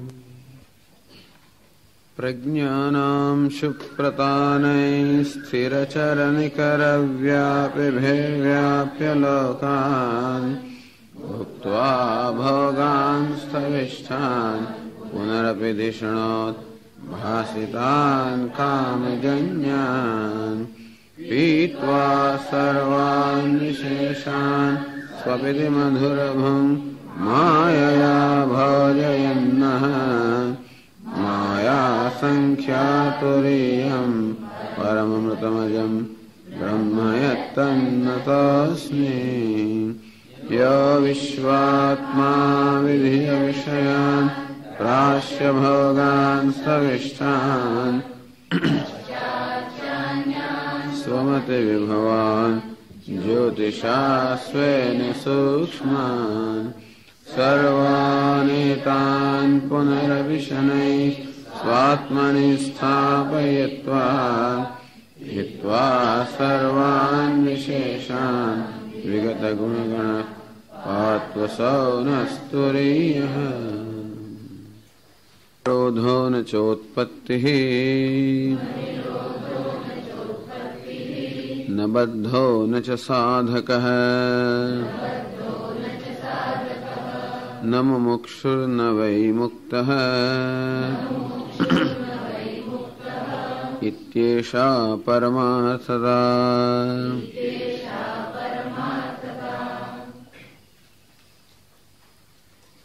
न निरोधः निरोधनं प्रलयः न उत्पत्तिः जननं न बद्धः संसारी जीवः न साधकः मोक्षस्य साधनवान् न मुमुक्षुः मोचनार्थी न मुक्तः विमुक्तबंधः। उत्पत्ति पण નથી પ્રલય નથી માટે કોઈ બંધસ બંધાયેલો એ પણ કોઈ માણસ બંધાયેલો પણ જીવ કોઈ મોક્ષનો સાધક પણ નથી કોઈ મુમુક્ષુ નથી કોઈ મુક્ત પણ નથી એટલે પારમાર્થિક અર્થમાં નથી વ્યવહારિક અર્થમાં બધું છે જ પરંતુ મુક્તનો અર્થ એ કે હું બદ્ધ હતો અને હવે મુક્ત થયો એવી જાતનો મુક્ત કોઈ નથી। જે મનુષ્ય મુક્ત થાય એને જ્ઞાન થાય કે હું સદા મુક્ત જ છું અર્થાત બંધન એક ભ્રમ જ હતો એ પ્રકારનું જ્ઞાન બંધન એક પ્રકારનો ભ્રમ હોવાને કારણે મુક્તિને ભ્રમ કહી શકાય એટલે મુક્તિ પણ એ ભ્રમ નહીં પણ ભ્રમનું નિવારણ। જેમ પેલી ગાય જે છે એ ગાયનું બંધન એ પણ એક ભ્રમ છે કલ્પના છે અને તેવી રીતે મુક્તિ પણ એટલે પેલા શિષ્યને કહ્યું ગાયને બાંધી દે અને શિષ્યએ તો જાણે બધી ચેષ્ટા કરતો હોય એમ દોરડાથી ગાયને બાંધી દીધી અને એટલે ગાય પણ ત્યાં જ રહી ગઈ ભલે ને દોરડું ના હોય અને છતાં પણ એવી ચેષ્ટા કરવામાં આવી કે ગાયને બાંધી દીધી આખી રાત ગાય ત્યાં જ રહી સવારનો પવાનો વળી પાછો શિષ્યને છોડવા ગયો છોડવાનો પ્રશ્ન હતો ગાયને વળી આગળ દોરી જવા ગયો તો ગાય તો હાલે જ નહીં વળી પાછો ગુરુજીને પૂછવા ગયો કે મહારાજ આ ગાય કેમ તો ચાલતી નથી શું થયું કઈ જાતનું મંત્ર કર્યો છે આપે તો ગાયને તો છોડી તો પણ મહારાજ બાંધી જ ક્યાં તો કે જેવી રીતે બાંધી એવી રીતે છોડવાની જરૂર છે તેથી વળી પાછી એવી ચેષ્ટા કરી કે જાણે કે દોરડું ન છોડતો હોય અને ગાય ચાલવા માંડી। આમ ગાયને એમ કે હું બંધાયેલી છું અને એટલા માટે એ પ્રકારનો એક ભ્રમ જે ઉત્પન્ન થઈ ગયો એ ભ્રમથી મુક્ત કરવું એ જ આવશ્યક છે। ખરેખર ગાયને છોડવાની કોઈ આવશ્યકતા નથી કે વાસ્તવમાં ગાય બંધાયેલી નથી એ દ્રષ્ટિએ કહી શકાય। ગાયના દ્રષ્ટિબિંદુ એમ કહેવાય કે હું બંધાયેલી હતી અને છૂટી પરંતુ નહીં તો એમ કહેવાય કે કોઈ બંધાયેલું પણ નથી અને છૂટે ગાય છે પણ બંધાયેલું કોઈ નથી અને છૂટે એવું ગાય નથી એવું નથી કહેતા પણ કોઈ બંધાયેલું નથી કારણ કે છૂટેલું પણ નથી। છૂટેલું કોના સંદર્ભમાં કહેવાય બંધાયેલા સંદર્ભમાં છૂટેલું કહેવાય। જો ગાય વાસ્તવમાં બંધાઈ હોત તો એ વાસ્તવમાં છૂટી હોત એટલે આ બધું વ્યવહારમાં છે બદ્ધ પણ છે સાધક પણ છે મુમુક્ષુ પણ છે મુક્ત પણ છે વ્યવહારિક સ્તરે બધું જ છે અને છતાં પારમાર્થિક સ્તરમાં કંઈ પણ નથી કારણ કે બંધન જેવા પ્રકારનો ભ્રમ છે ભ્રમથી નિવૃત્તિ એને જ મુક્તિ કહેવામાં આવે છે।